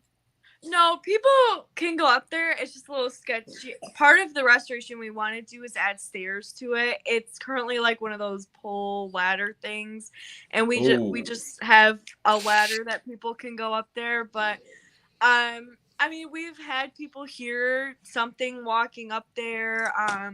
The door that goes up to the attic. He's so excited. He loves when I talk to people and stuff. But when you go up to the attic and stuff, people will hear things talking. And lots of times we'll leave the door open during an investigation and say, oh, who's ever down there, come on down. And then sometimes you'll see the door move after you say that. Stuff like that has happened.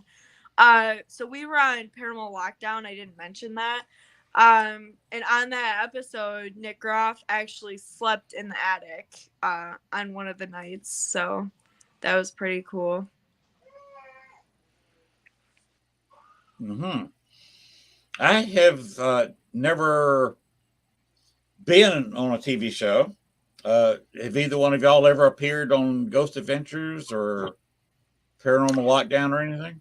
So we were on Paranormal Lockdown, season 3, episode 3, and then we were on America's Most Terrifying Places, and we also had a documentary on Amazon Prime. It's currently taken down and on Paraflix now, but it was on Amazon Prime, and a show called Ghost Finders. Their show too can be found on Paraflix now too. But that's the shows that we've been on. And oh god, there's another one too where it's Jack Osborne and his friends and stuff review paranormal evidence and stuff like that. It's a newer show. We were on there too, but they didn't say. Is it the Osbournes Want to Believe? No, it's the other show where they just look at clips and stuff, but it's just the son, not Ozzy and them. Okay. I'm trying to think of what it is, but I can't remember. I can't remember that one either. Yeah, we're not mentioned on there by name, but they call it some random basement. But it was us. It was one of the paranormal investigators that comes to the house. We're good friends with him and stuff. He submitted the clip, and he told them that it was us and everything, but they just put that it was a random basement. But Yeah, the only thing I got with the Ghost Adventures is when they were at Bachelor's Grove. It was my phone number was given to them, and they were highly suggested to call me because I'd been doing more research in Bachelor's Grove than anybody. But they kind of asked what the information I kind of had, and it was not demonic, so they didn't call me. They didn't want to hear about a child being buried in Bachelor's Grove and the mother's spirit coming to see the child every day. They didn't want to hear that. yeah, some of the shows, it's sad. Like they just focus on the dramatics and stuff. It's not actually for a purpose or anything like that. But I literally, there was one show that I was on that I literally almost got up and walked out of the interview. Really? yeah, Like, yeah, That bad? Wow. they were getting it to the point that the story that I was telling was getting so altered that I felt like it was not my story. So I did make a sarcastic remark to them, saying, if you just want me to narrate a story, just hold up some cards and I'll read them. And I made another comment that they actually stopped the taping for a bit when I said this. I was just like, how much more of my story is being altered? Because this is becoming not my story anymore. And the person, um, he might have been like one of the casting directors or something like that, came running out from behind. They stopped the filming and saw that I was heated about it and said, "Hey, they were trying to like get me to calm down because it was the first time I was literally, like I said, I was about to just get up and walk out. I was fuming." Wow. And I mean, I've been on multiple other shows. I've never, I know there's things they have to line up with the story that they're trying to tell for segments Yeah. and stuff like that. That's the first time that I was actually really like thrown over the edge. Oh wow. And one of them, Brooke mentioned that we were a part of Sleepless in Salamanca. That's the documentary that's now on Paraflix. We were briefly interviewed in that before the team that was a part of that did the work that they were doing. Okay. Brooke, uh, describe kind of quickly your usual when a paranormal group comes in there, and John can tune in with his experiences with this. What do you usually do? Do you just turn the teams loose in the building, or do you kind of guide them, or just suggest where they should go, or do you have you or one of your people that work there at the building lead them through the building? How do you work that?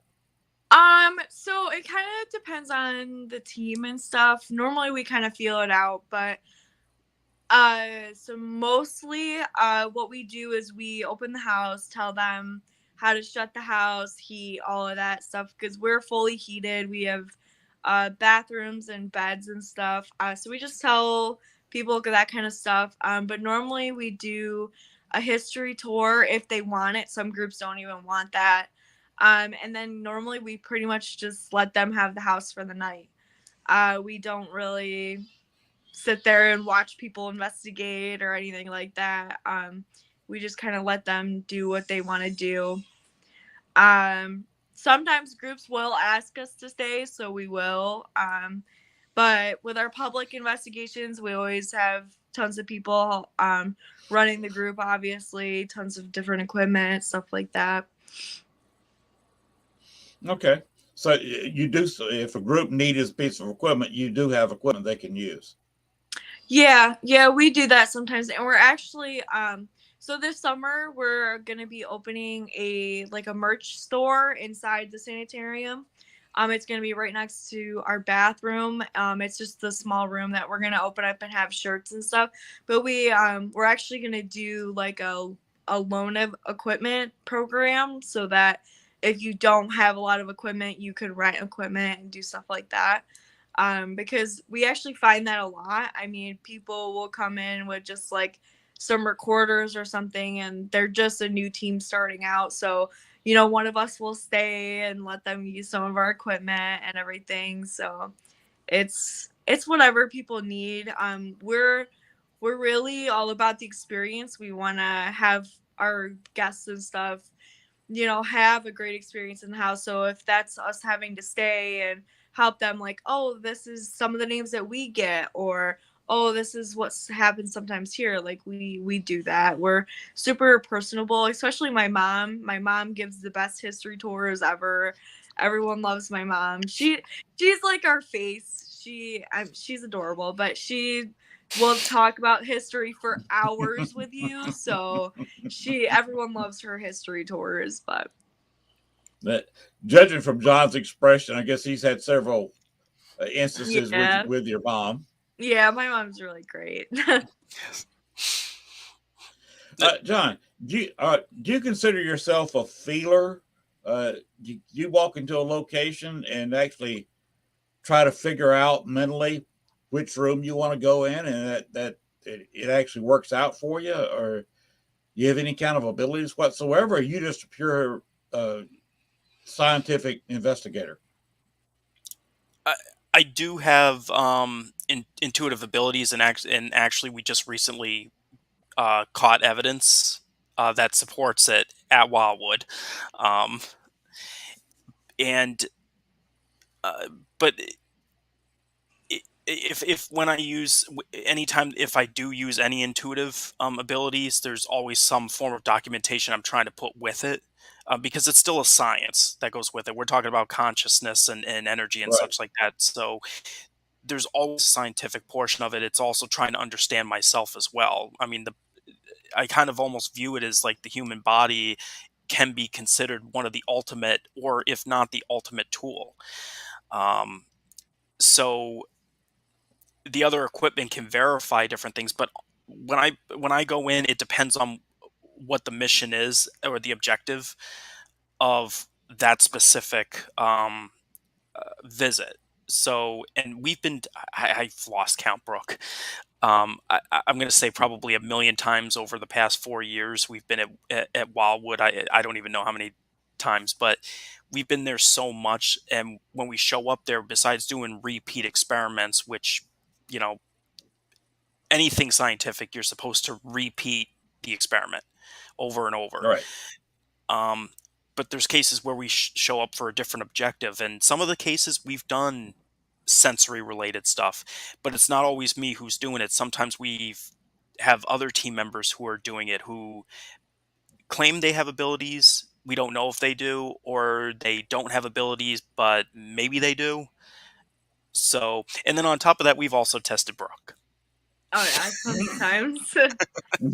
But they're always really fun. I mean, they're always really cool, and it's really cool to see what the outcomes are and everything. It's really cool. Okay. Because the reason I brought that up was, if I've been to places similar to how you run this place, and what I do, I'll stand outside for a few minutes looking at the building, walk inside, and usually within 5 or 6 minutes, I can tell you what room I'm going to spend most of my time in. Multiple floor place, I'd walk in and say, okay, however I was feeling or what I was feeling, I'd say I'm going to spend most of my time on the third floor. And then I go to the third floor, and I can point to a room. This is where I'm camping out for the night. If you want me, this is where I am. I may roam around a little bit to check other places out, but I'm spending probably 75-80% of my time in that one room. I feel like that happens to a lot of investigators. Like, over time, you become more sensitive. I mean, it would make sense because you're putting yourself out there into that energy, and eye, like you're opening your third eye, you're putting yourself in the scenario to where you're accepting spirit.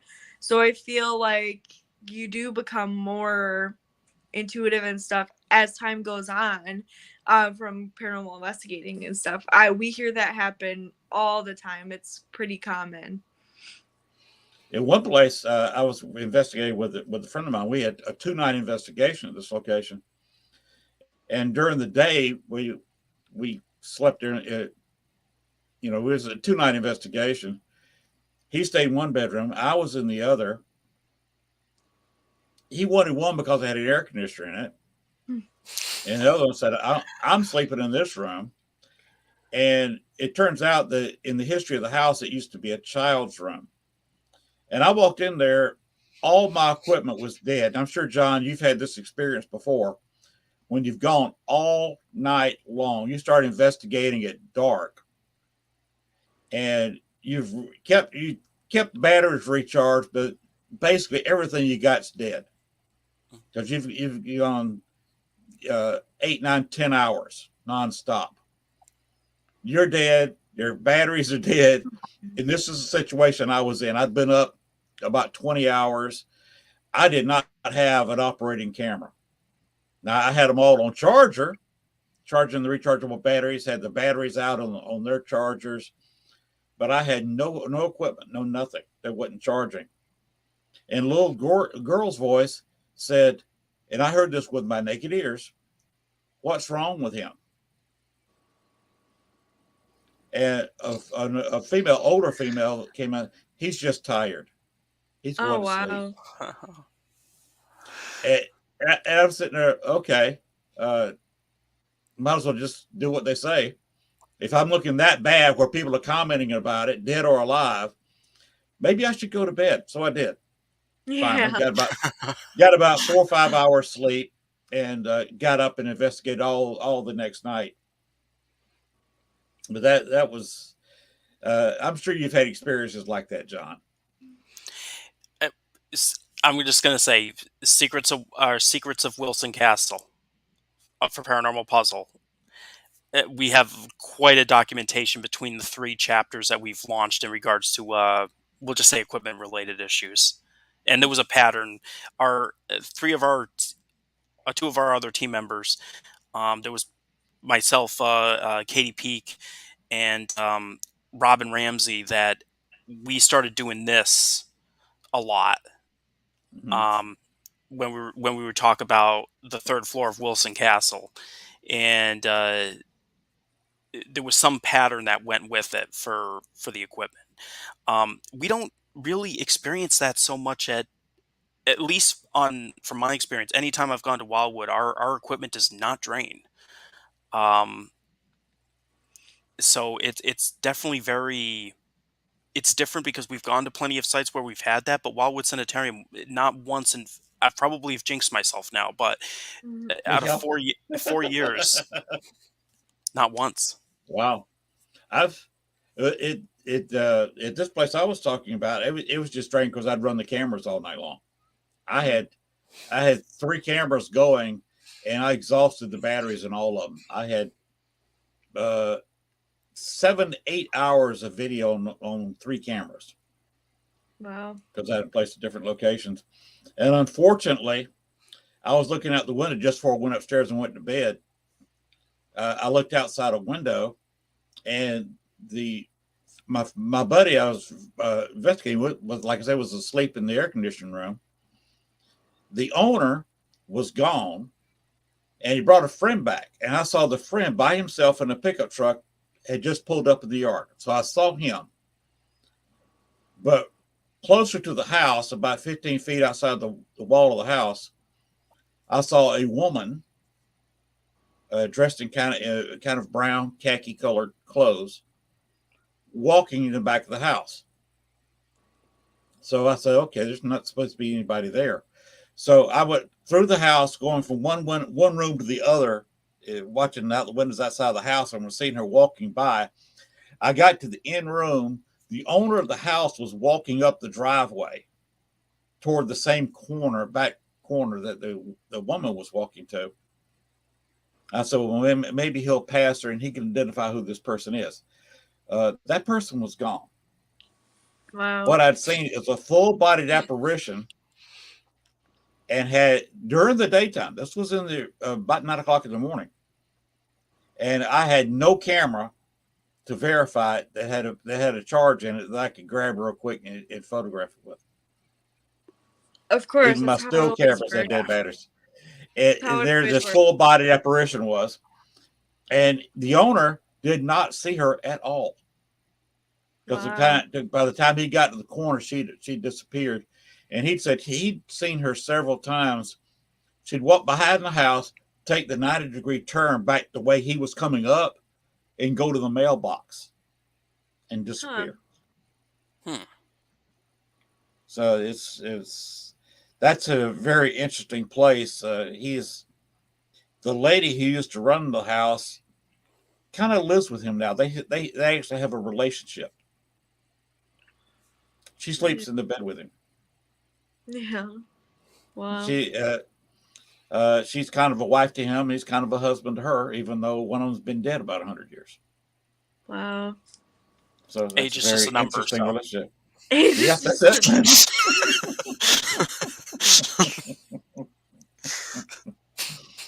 There's a caretaker of the place who was there for a while when the place was just closed. There was nobody living there, but they had a caretaker there, and he appeared to another investigation.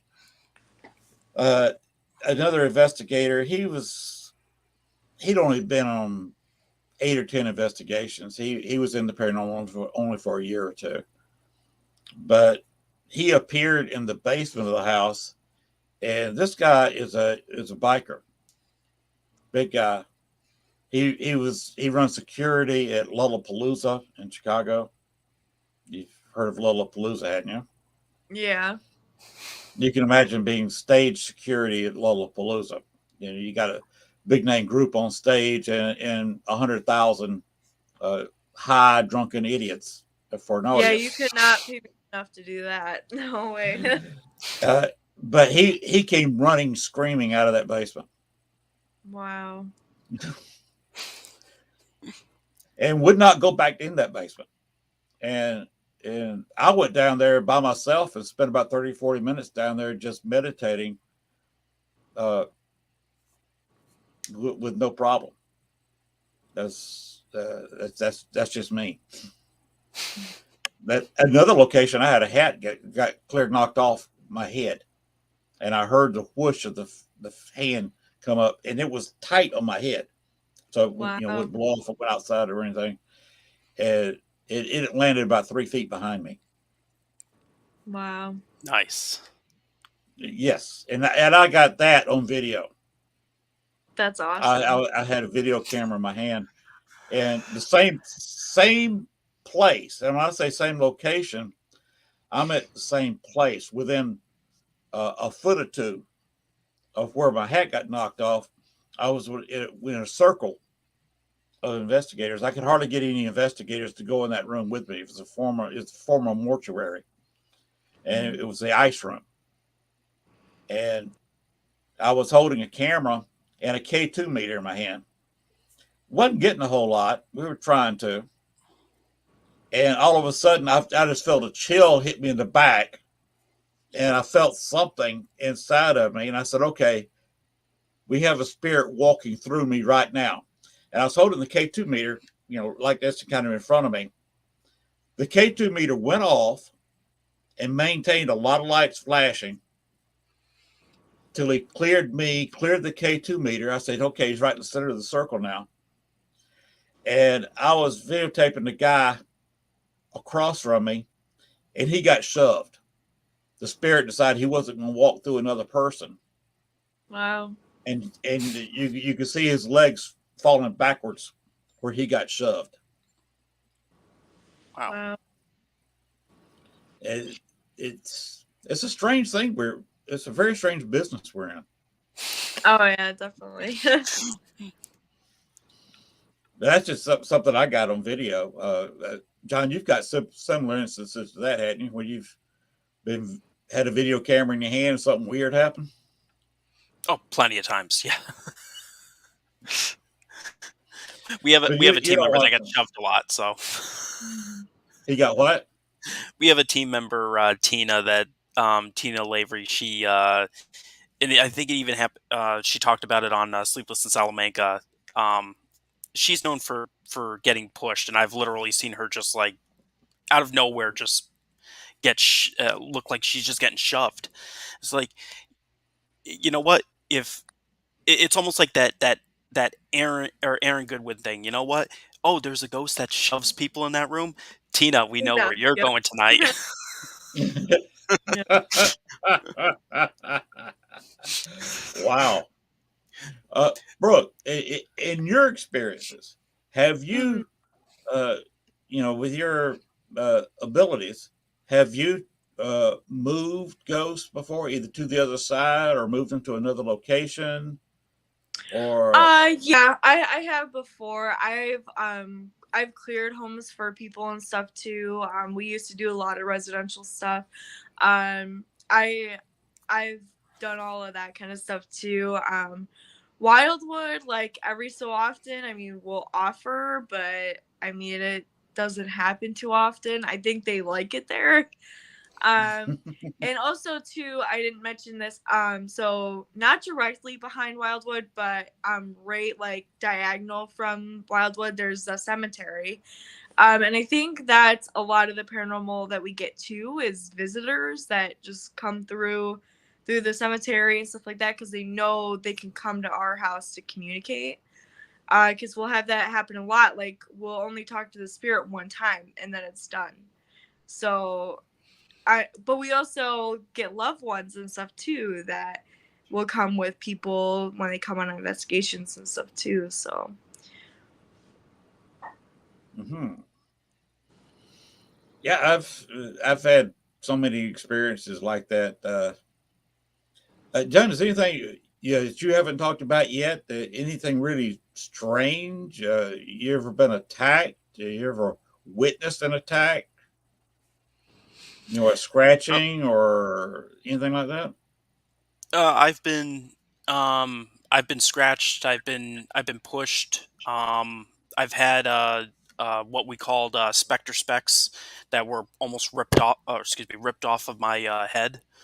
Um, and I've witnessed it with some of my team members as well. Hmm. Does that kind of thing happen very often at your location, Brooke?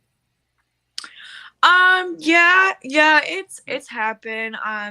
Like I know one thing that was super weird for me is actually with my own husband. We were filming with a different team and stuff and everything, and we were up on the third floor, and he started just getting like really aggressive. And that's if you know him, like that's not his nature at all. It's not who he is. But he just started getting aggressive, and you could tell like he's getting really, really upset. And I'm like, okay, so we're gonna go outside and we're gonna take a breath and we'll see like if that helps and everything. And he did not want to go downstairs. And then I finally convinced him like, okay, let's go downstairs, we'll see what's going on and stuff like that. And I had to like just sit there and like hug him and take him from like put him way out in the front yard and everything. And then eventually like he snapped out of it and calmed down, and he's like, oh my god, like I'm so sorry that I was like acting like that. And he didn't know what was going on. He didn't like remember anything that he said, and that was pretty crazy.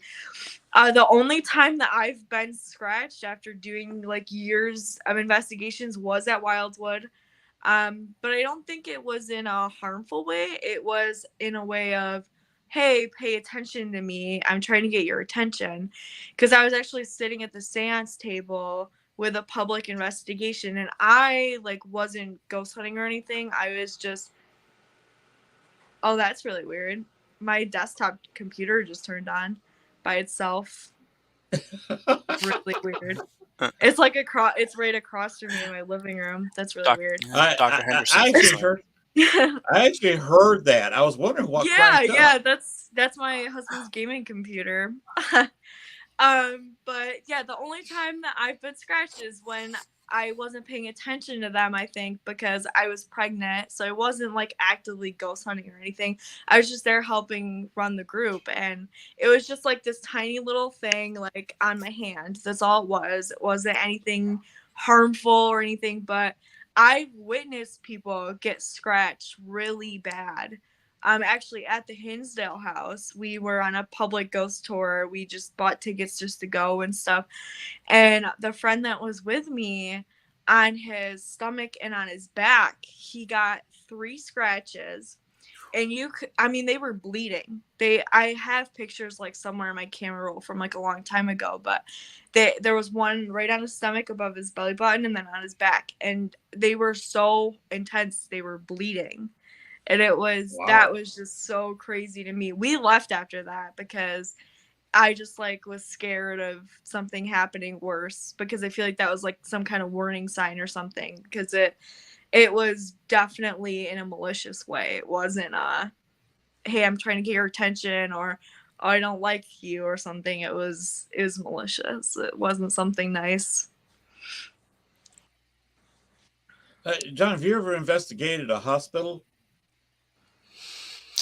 The closest thing would just be, well, not an active one, would be Rolling Hills Asylum. Okay, that's the creepiest things I've ever investigated. Is not an asylum, but a regular hospital. Yeah, not yet. Try one hospital I went into. It was, believe it or not, was a maternity ward where I was so creeped out. It was one of the few places I just could not stay into. Wow. I walked in the door. It felt creepy walking in. I stood there for 15, 20 seconds and started getting creeped out. And after about 2 minutes, I said, I got to go.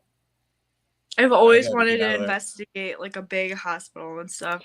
I love watching like urban explorers and stuff, and I always think those buildings are so crazy. Oh, let me tell you what I did with. I was with a couple of urban explorers, but I was using a full spectrum camcorder, so I was actually investigating. But it was the Mercy Hospital in Gary, Indiana. It was, in fact, where Michael Jackson was born. Oh, that's cool. Oh, wow. And one of the creepiest places I ever gone into was in the emergency room there. Because, we're talking Gary, Indiana. We're talking a hospital that was an active hospital for decades. And how many people had actually died in the ER there? Oh, yeah. Yeah. Because that's not the most peaceful place in the world. Never has been. No. And that place creeped me out. I walked through, and the more I walked through it, the faster I started walking. Wow. I had the video camera on, did not get proper footage of it, because I just said, I'm not walking back through here. And I was the camera's moving so fast.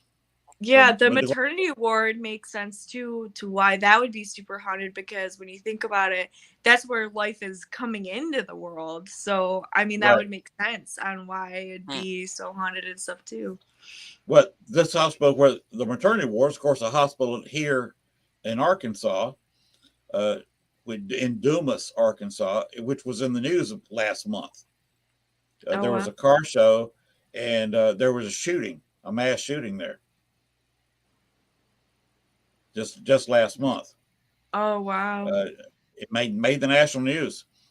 And that's a little town with 6,000, 7,000 people in it. And that's where the hospital was, where the maternity ward was. And this particular hospital, small, like I said, small town, 5,000 or 6,000 people. And they did not have an incineration unit. So the children that were either born dead or premature and died, unless the family, especially the ones that were a miscarriage, unless the family took them off to bury them in the cemetery, they did not have a cremation room for them, and they buried a whole bunch of miscarried fetuses just in the back of the hospital, unmarked grave. Wow. That's Wow. so crazy. And they also did not have a mortuary. Hmm. They had two waiting rooms, two about 12 by 12, 14 by 14 waiting rooms outside the emergency room that were, for there for people waiting to go into the emergency room. And what they do if somebody died in the hospital, they just shove the gurney into one of those rooms. They don't use one at a time. Shove the dead body into the other waiting room and just lock that door and wait for the county coroner to come by and pick up the body. Wow. That's so Jeez. crazy. And this place was insane. I got on a Echovox, which I don't know if you know, but it's kind of like an electronic ghost box. Yeah. And Oh, okay. I've got a female voice on there that says, "Don't talk, don't answer, don't say Wow. anything." Anytime I would start to hear the beginnings of another voice, she would say something to that respect. Oh, so like a Oh, gatekeeper. She was telling people not to talk and stuff. Uh-huh. Yeah. I got that it was a former nurse, and she was acting as a gatekeeper, and she didn't want anybody talking. Yeah. And she was right there at the very close to the nurses station, which is of course right across. I mean, it was just a kind of a big room where you had nurses station. Right across the nurses station, you had the two waiting rooms I was talking about where dead bodies got pushed, and just across the way, the other end of the room was the emergency room.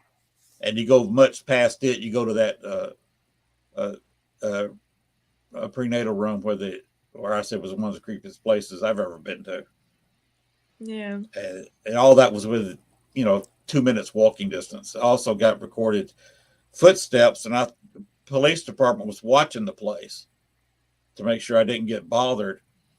And I got recorded me yelling for the police because I thought they'd come in the rooms checking me out to see, are you still here? Are you okay? But I looked outside. The police officer was either one time in his car, another time I guess he got a call and had left. But I got recorded 2 times very, very loud footsteps. Wow. And I'm just running down all the halls trying to find somebody, a police Yeah. officer, somebody in the building. And there was not another living soul in the building because I searched the whole place. We've actually had stuff like that happen in Wildwood. Like even during the day when we're just like there cleaning or opening up the house, I mean, you will hear a whole conversation going on, and it'll be like upstairs. It commonly happens on the second floor. And the walls are really thin in the house and everything. It's obviously an old house, but you can't hear exactly what they're talking about, but a full conversation going on. And we've had that happen multiple times.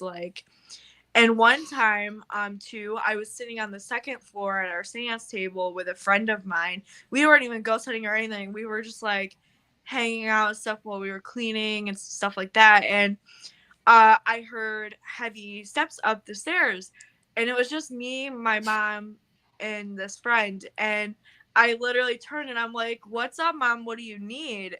And my mom was outside, so like that was really cool. That was a really cool experience. And you tell us another instance where you were creeped out, John, at some location? honestly, I don't get creeped, especially after going through the hauntings I've gone through. I don't get creeped out that much anymore. Mhm. um,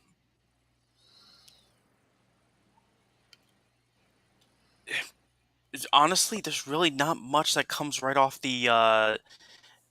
I mean, the closest thing would be a house that we had in Schenectady that we investigated where I was chased out of a basement. We did a I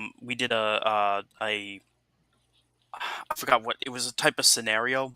a trigger scenario is what we call it, where there were entities that were from the Prohibition time, and there was potentially approximately 10 to 15 of them down there. And basically, we had a team member pretend to offer an alcoholic beverage and card game, stuff like that. And I dressed up like a police officer to barge into the basement and raid the place. So we ended up handcuffing that team member. One of our team members uh, escorted the other team member out of the area, but I told them when we were arranging this, don't leave the basement. I didn't realize that they had left the basement. So I was down there by myself, and all of a sudden I heard footsteps come running at me from multiple directions. And I bolted out of that basement. I had my digital recorder, which I was so thankful for. When I got to the top of the staircase, the owner of the house saw that I was out of breath, and she goes, are you okay? And I go, I think I was just chased out of the basement. And she goes, you probably were. When I went back to the recorder, during that time when I was talking to her, you hear a guy say at the top of the stairwell where I was standing, "Stay out, little boy." Oh, wow.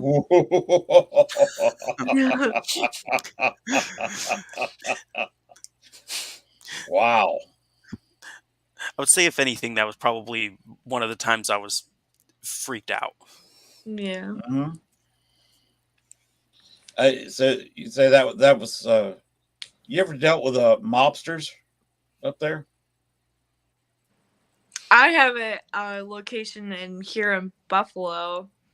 Like there's a old haunted hotel in Buffalo, the Statler City, and they had Buffalo has big mob connections everywhere, but in the one area of this kitchen of this hotel, it's like this old freezer, but they used to like put people in there and interrogate them in the mob times and everything. And it'd be really crazy. Like we'd go in there as a group and stuff, and all of a sudden, like you would smell really heavy cigar smoke, and then someone in the group would always get like really freaked out. And then we would always get something mean over the spirit box or whatever equipment we're using. Like something would say something nasty or swear at us or stuff like that. And it was a pattern. It always happened that way. You would know because you'd smell the cigar smoke and you're like, oh, here we go. Like they're agitated or something, or oh, they got this guy interrogating them tonight. It's really cool, though. I mean, it's a big part of the history of the building and stuff, so. Yeah, that incident I was talking about an hour ago, Yeah. where I got my hat knocked off. Yeah. I found out that was Bruno Rohde haunting that. You probably don't know that name. Again, this was on 26th in Wentworth in Chicago, downtown Chicago, right on the edge of Chinatown. In Chicago. Okay. And this building was built in mortuary use right after the turn of into the 20th century, 1901 or 2, right at the very beginnings of the 20th century is when it was built.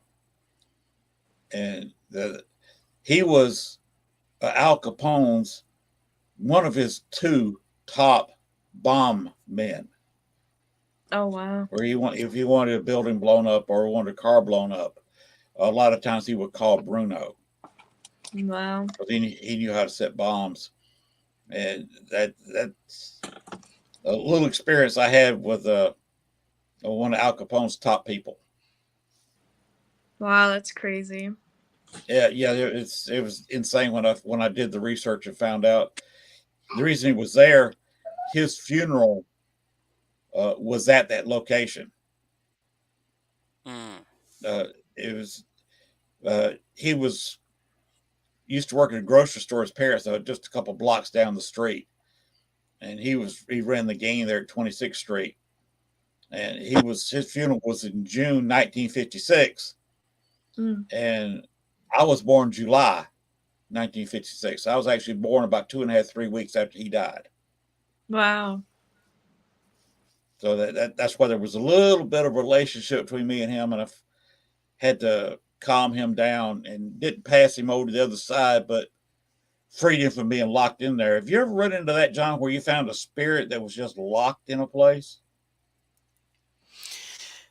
I mean, we've done research into that. I'm very, very. I'm not even going to say I'm neutral on it. I haven't really found too much evidence of entities being stuck, so to speak. I've been finding quite the contrary. Not saying that it's not possible, but a lot of the evidence I've been getting has been pointing to the opposite direction. Yeah, Bruno was one of the only ones. The only other spirit I knew was stuck was Libby May that I talked about, the child. But she was stuck because she just hadn't learned how to move, because she was 11 months and 4 days old when she died. She'd learned how to speak and picked up language skills, but she never learned how to move. And I think Bruno had some kind of outside force working on him. He actually held 20 spirits or more, between 20 and 25 spirits in that building. Wow. Held him up there so he wouldn't be alone, because he was stuck. He could not go outside of the building and rarely went upstairs. He stayed in the basement where the mortuary, where they drained the bodies. The place where they drained the blood out was still open to the sewer. There's just a pipe going down to the main sewer line in Chicago. Wow. Yeah, this is Chicago. Yeah, they do some research on Chicago. Yeah. Yes, that's the common expression. Well, that's Chicago is what everybody says there. That nobody's surprised at anything that goes on. That's Chicago, and it's sometimes crazy. But that's the only adult spirit that I found was physically locked into a location. I don't know if it was self locking or some higher authority was holding him there. But we had to go. I went in there with the psychic and freed him, so he would free the spirits. We had to go religious on him and say, Jesus Christ forgives you, we forgive you. It had to go on and on like that to get him to move on. Not to the other side, but at least he could get out of the location and free the 20 some odd other spirits. So, John, that can happen. I've run into it, but only one time. Yeah. The closest thing we got to it was they weren't really held. There was a new entity that entered a location that we had already done investigation at, and now all the entities that were they were actually a family. They were hiding in the basement, and the one bad entity was roaming the rest of the house. There were multiple pieces of evidence that we ended up catching on that indicated that that's what was going on, and we were able to push that one entity out of the building from after we returned, and we did tests to see if it left, because of course, like for me, you can't really see them or anything of that sort. So how do I really know that really happened and they're not just playing a game with me? But to see that they were an entity essentially seemed to have overpowered the rest of the family, and they were hiding from this one, and we have EVPs indicating they were scared of this thing. That's where that possibility for me the possibility of that type of stuff exists. It's just that's the closest thing that I've gotten to it. But you have that's what I would call an experience, though. What you just described. One of the spirits in this place, you'd wonder why a child would be in a former mortuary, almost 90 years, the 88, 89 years of mortuary, and then it'd been a bar for 10 years. Why a child spirit, 4 or 5 years old, was locked in there.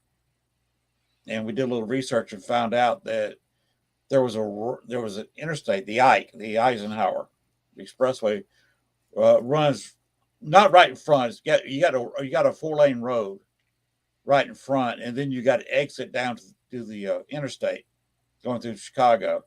And of course, this thing has got 6 lanes on each side because you got turning lanes both ways to downtown Chicago on the south side. And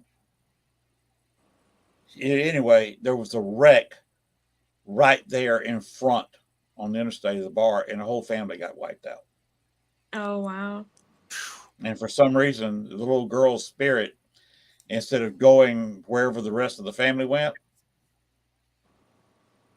she went to the first building where somebody was. No. And she got caught, and we had to talk Bruno into letting her go. We had one girl down there with a little intuition on a Halloween investigation one night, and she said the little girl was holding her hand, and I looked down with a video camera, and her dress, which was kind of blousy at the bottom, how dresses are, thin dresses. Yeah. You could see where it was mashed in against one leg, where the little girl was standing there, standing right against her leg and mashing the dress in against her leg. Wow, that's crazy. And you couldn't see the spirit, but she was swearing it was there, and you could see the where the dress was crushed in. Wow. That was an interesting night, and it was on a Halloween, and I was just basically hosting event, kind of like you do. I was the bar. We started investigating after the bar closed, and we investigated until almost dawn. Did that several times at that location, so I know what you do, Brooke. I've done a little bit of it. I didn't own the location, but I did run at a couple of different locations, ghost hunts. Yeah. We had a bartender staying there. She would serve everybody free Cokes all night long, so it's kind of neat. Mm-hmm. We've had investigations like that, yeah. And so you know what I'm talking about. And sometimes you can find evidence of those things. Sometimes it's just somebody triggers something. Yeah. I was at a public investigation in New Orleans, and I got to the tour guide left half the tour with me in a room. Well, left about 2/3 of the tour, while she went upstairs with the rest of them. And she came back downstairs, and I was in full blown conversation with the spirit on the first floor. And she said, "I haven't heard your voice in a long time. Well, why haven't you been talking to me?" And the ghost came back with a full sentence. "You talk too much." That's funny. And did this in front of about 25 people on tour. Wow. You can imagine hosting, being a guide in a haunted location, and a ghost comes up and says that. Yeah. That was an interesting night. I ended up having to work with her again. Well, at that time, that's right. It was the same weekend I was down there, or middle of the week, to do that investigation of the Andrew Jackson Hotel in New Orleans. This was at another location. We left the hotel and went to another location for a couple hours. Have either one of y'all ever been to New Orleans? Come down south? No. No. When you come down, if you ever decide to see Georgia, go to Savannah. If you want to come down to New Orleans, there's a couple places you can ghost hunt down in New Orleans. It's just awesome. I recorded a show yesterday where we talked about Marie Laveau's tomb that we'd both been to, and she's actually a nice person. Do you call a spirit a person? Yeah. Yeah. Mm-hmm. Okay. She's actually a very nice person. She's not the evil witch, voodoo queen that she is supposed to be. It's unknown whether she actually practiced voodoo. She got most of her knowledge because she was a hairdresser. And John, you've been to a upscale barber before, hadn't you? Um, maybe not sure upscale. My haircut's pretty easy. You're not like me. Of course, this lighting on this camera makes me look quite bald, but I haven't been to a barber in quite a while. That's a ponytail. My hair all swept back. I got hair halfway down my back. Wow. I'm a cosmetologist. I'm a hairstylist. But Marie Laveau, that's what she did, was a hairstylist. And Brooke, you well know that people get talkative in a chair. Oh yeah, you're a therapist, John, and a hairstylist. Yeah. And John, you've been sitting in a chair and you've talked to people cutting your hair before too, hadn't you? Oh yeah, yeah. One of them joined our team, so yes. There you go. But that's where Marie Laveau got her knowledge. She knew a lot about the elite down in New Orleans, and that's how she learned it.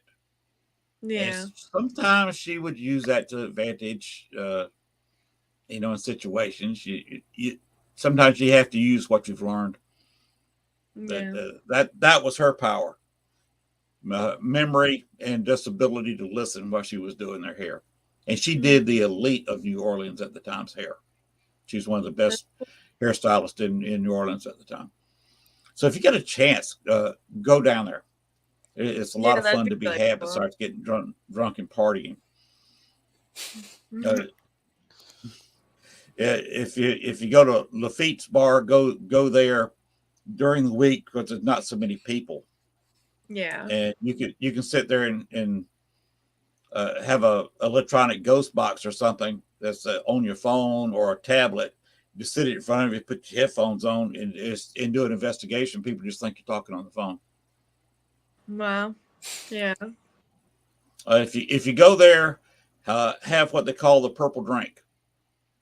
Mm-hmm. Just don't drink it very fast. Yeah. I wanna venture down south and everything. This year I'm starting to go to different locations and stuff for like Paracons and checking out locations while we're out there. It's been really hard to go to new places when you own a location because you're so married to it. So we're kind of getting to the point where we can adventure off some weekends. So I was going to ask you, do you hit the Paracon circuit because you've got a location? Yeah. If there's a Paracon within 100 miles of 200 miles where you are, you probably need to get you a table at the Paracon and set up a booth. Yeah, that's a big thing that we're doing this summer is doing more Paracons. We've always done them, but it's going to be main part of our events and stuff now, is doing Paracons and everything. I do craft shows and stuff too, and I will get a table for Wildwood and I'll talk about ghost hunting and stuff, and I look like the crazy person while people are like selling their little like knitted stuff and everything, but that's okay. But we get people, like, oh, I didn't even know that was like an actual thing. Like you can ghost hunt and stuff, and we've gotten people from that too, stuff like that. We're having our own Paracon, September 10th of this year. And actually in memory for John's brother and my mom's brother. It's going to be supporting suicide awareness. So all the table fees, and we're going to be having different fundraisers throughout the year, and all the money will be donated to that. So it's like a big event that we'll be having, and we'll be having teams from all over the place. We have a medium coming from a different state. We're going to be having lectures throughout the day. We're going to have veterans talking about PTSD and suicide and veterans and all that kind of stuff. I think I've talked to you before about that Yeah. on Yep. Facebook We Messenger. talked about it. Yep. I believe I've got you already booked to be Yes. on the show again in September. Yep. And sometime when you can, make a 30-second video of Yeah. your location to Yeah. start with. I was gonna talk to John about that at some point, but Maybe you can make it with John, or maybe yeah, John definitely. make it Yeah. of course, Wildwood. And Mhm. you need to give me about 30 seconds long, and nothing complicated, and Okay. then make one about your Paracon Okay. that you want to have, and then I can show it. But I did not complete. We got talking, and I completely forgot about running my mid commercial. But Yeah. It's okay. I don't really have a paying customer to do it, so Yeah. it's no big deal. But if you could shoot me just a couple of videos, one on the location, one on the Paracon, Yeah. I can show them and at least have a mid show commercial. Yeah. No, that'd be And awesome. so, John, if you'd help her out with that, I'm sure she'd appreciate it. And you give me something to show as a commercial. And this year, and I'm not charging for that. Okay. I'm not saying I want the future. Forget get people watching the show. Oh no, I totally understand. Yeah. Yeah, I might charge a couple bucks next year or the next year for that. But this year, just send it to me and I'll show it. Okay. I'm trying to build up here. This show is only a couple months old. I'm still Okay. trying to get a followership, people watching. Of course, a lot of people watch the show, as a podcast, because Yeah. WLFE throws us out to every podcast network there is. I'd name the list, but it's too long. I do too much Yeah. talking anyway. Mhm. But just about name your podcast, where, like a lot of people say, wherever your favorite podcast or wherever you watch your podcast, we're there. Okay. So plus, this we call it a show because we still are live on Facebook and YouTube. Yeah. So is there anything else, John or Brooke, either one of you want to say or talk about? Not that I can think of. Okay, John, we'll go with you first. Give us your websites again, where people can get hold of you and see your evidence, get in contact with your group in case somebody wants to talk with you or do an investigation with you. Go ahead. Our website, uiniresearch.com, which is the same name for our Facebook page, as well as Paranormal Puzzle by UNI Research, and Monday, Your Paranormal Academy. And check us out on Paraflix, the Paranormal Puzzle series. Okay. Brooke, go ahead. So anyone can add me on Facebook. It's the same name that's on the screen, Brooke Przystal. I post tons of events from everywhere. I always share everyone's stuff. You can see what Paracons I have coming up. Also, I own a company where I sell like jewelry and go to craft fairs and stuff. That's Wildwood Holistics on Facebook. And then Wildwood's page is the Wildwood Restoration Project on Facebook. You can also contact me on there too. And then our website is on the screen too, and that's the wildwoodsanitarium.com. Okay. Well, we did a little overtime tonight. John, I was told you were only going to be here for the first hour, and here you are 2.5 hours later. We're still here. Yeah. So we did a little bit of overtime tonight. So John, I'm glad you stayed with us for the entire show. Thank you very much. You put out a lot of interesting information. And thank you for having me. Keep up the good work, because in my book, you're doing one of the best jobs that I know of running a group. I appreciate that. Thank you. Thank you so much, really. It's not not a problem at all. When somebody's doing something good, they need to be told they're doing something good, and you're doing it right. So thank you very much for doing that. And Brooke, you've got a great location. You're hitting it right too, doing the other Paracons, and I want to thank you. Yeah, If thank you. if you got something else you want to talk about sometime between now and September, do so. Be sure and send me those videos, so little short 30-second videos, so I can throw them up. And we'll be talking to you on Facebook and other places, and we'll see you in September. Yeah, thank you. So we can talk up your little Paracon. Yeah. And John, if you have something coming up where you're going to be at a Paracon, if you're going to have a booth at a Paracon, you can send me their information, and I may want to talk to them too to do advertising for their Paracon, and maybe have you back at some point talking about your groups going to other Paracons. So well, I want to keep in touch with you. I love keeping in touch with good people, and both of you are top-notch people in my book. Thank you. Thank you.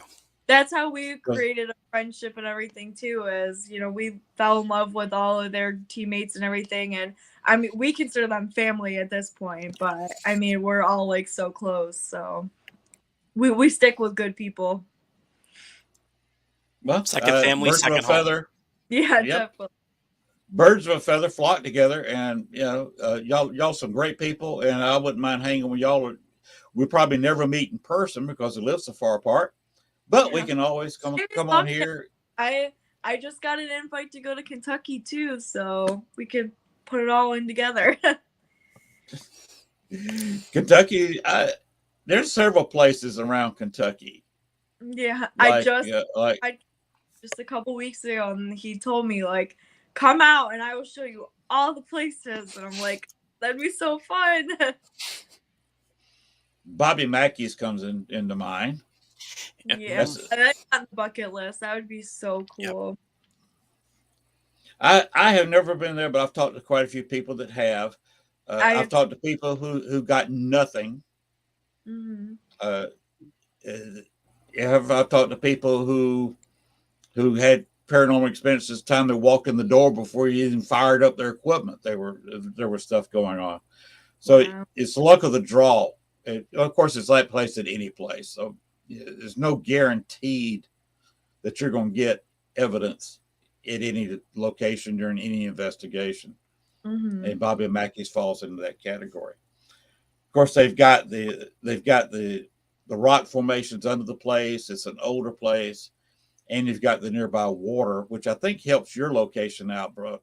Oh yeah, definitely. Is that what you found in your investigations, John? That water seems to have something to do with conducting the energy or storing it? Very, very, very much so. Statistically, we have trends that yes, 100%. This place where I am, the house, was a neutral thing. I tried to just listen in, see if I could find something here, and never did for a while. First couple of years I was here, but I knew that there's two little small streams. Well, it's actually one that splits into two on the lot behind me. I did not know it was there until they cleared the lot recently. The guy's building a ranch back there. He's got about 35 acres. And he completely clear cut the land. I think he's going to put some either cattle or horses. I'm not sure what he's going to do. He's building a big ranch house back there. Wow. Yeah. It looks like I'm going to have a rich neighbor. Yeah. But I've got Cane Creek, which is not too far from here to the side of me. I've got a big fishing lake that Cane Creek runs into, and Bartholomew Bayou that also runs into the lake. That also meanders around to the side of them. I'm almost completely surrounded by water here. Wow. And this used to be Indian territory. Now we're getting it. John, you probably got this experience too, where the first time you investigate a place, you don't get a whole lot. But if you go back there again and again, or try to listen in again and again, then all of a sudden the spirits start getting used to you and talking. Is that your experience? In my earlier years, yes, but now with the because we figured out more of like EVP wise physics, the physics behind. We're starting to figure out the physics behind it. Um, we are actually increasing significantly, even if it's our first time on the site, Wildwood Sanitarium included. Um, uh, we managed to figure out when the best times are to do the EVPs, how to best position ourselves, the best equipment to do it with, based off of the years of data that we've gotten. So we're not really experiencing that anymore. Oh, okay. But that's the experience I had with the house here. There was just not much here. Then all of a sudden we had a walkthrough. And now I've got a open-ended investigation where I couldn't go to the house, and because the lady didn't want me there. She's a ultra religious person, doesn't believe in ghosts. The husband wanted me to come in there so because he saw all the TV shows and wanted to see a real paranormal investigation. Yeah. And she finally nixed it at the last minute, said no. But they definitely have a haunted house, and the ghost spirit comes by here once in a while, still wanting to pass on information about who killed her. Wow. She was murdered in the house, but she wants to tell a family member. She won't tell me. Wow. So it's I can't go down there. Do what? That's really unfortunate. Yes. So she comes by here occasionally. I have a spirit. Hadn't done it the last couple of weeks, but for 2 weeks in a row last month, there's a window behind me, and I had a finger tapping at the window during the show. Wow. Which is weird. And then one other show, have you ever heard of the ghost biker? No. Miranda. She's out of Tennessee, and she's got her, also a haunted location. She's very similar to you, Brooke. So you can find her on Facebook, and but really she hangs out a lot on YouTube. Okay. So just look up Ghost Biker, and you can follow her. You and her she's a good person too. You and her could probably strike up a friendship. She has a jail that she owns. Oh, that would be really cool. And she does like you do. She sets up investigations, and such. But she was on the show, and I started hearing a flute music with my headphones on, and I sat there. What is this flute music? So I pulled my headphones out like this, where I can't hear anything now. Yeah. But I was still hearing flute music with my bare ears. Wow. It was in the headphones, and I could hear it with my naked ears. Crazy. So it was super. And my wife was sound asleep. It was what? So it was obviously pretty loud. Yeah. It was pretty loud, and it was a Native American tune. On just a crude, not a fancy metal flute. It was obviously carved wooden flute from the sound of it. And if you look at any history of the Native Americans, they, especially down south, they were everywhere there was water. And where the lake down here is artificial, where there's built some dikes and diked up the water from the bayou and the creek. The bayou and creek have been here. This bayou used to be part of the Arkansas River until it changed course about 25,000 years ago and became the longest bayou in the world. Wow. And it's actually big enough where small steamboats ran up and down it until about 1905. Wow. So I'm almost completely surrounded by water with a kind of a rich history. And I live on a hill, and there was Native Americans at least hunting in this area. If you go down the road about 12, 14 miles, there's an Indian burial ground that's even marked on maps is an Indian burial ground. I can't go there, it's on private property, but Native Americans around here. Do you have any experience with Native Americans, John? Yeah. Oh yeah, definitely. Do they talk to you in English, or do they just make noises? Or It was actually one at Wildwood. One of our team. She's now a science consultant for us. Robin Ramsey was doing a language experiment, and she was trying to do Native American related language experiments, and we got EVPs of them answering in their language. Okay. All right. Well, I think we should wrap it up now. We're running 2 hours and 45 minutes over. Like I said, I appreciate y'all being here. Yeah, definitely. Y'all go to bed because it's really late for y'all. Yeah. Thanks for hanging around with me in overtime. Yeah, of course. Thank you. And we'll say good night too. We'll be talking to you later. Yeah, definitely. Thank you. Thank you. Good night. Good night.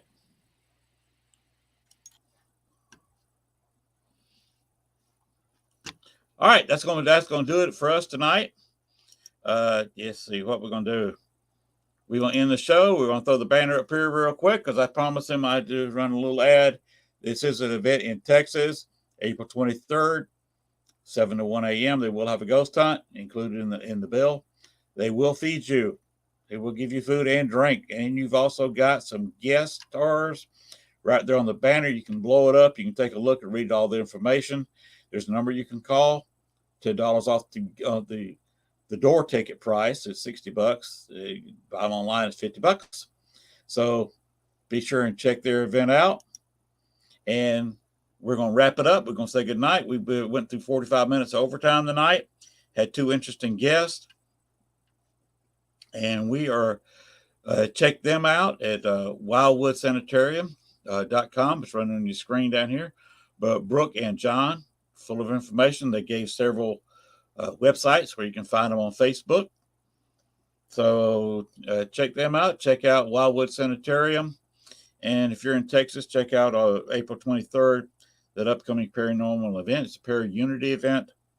So raising money for a good cause down there. And they've got a very haunted building, and they are going to have a 3.5-hour ghost hunt that night. All right. Let's get out of here. It's time. And Bones, take us home. Thanks for watching our show. Be sure to tune in to next week as once again we journey way down south into Bayou Country for another heaping portion of Southern Fried Paranormal with Len Dorman and Bones. Make sure to like, share, and follow. Y'all come back now. You hear?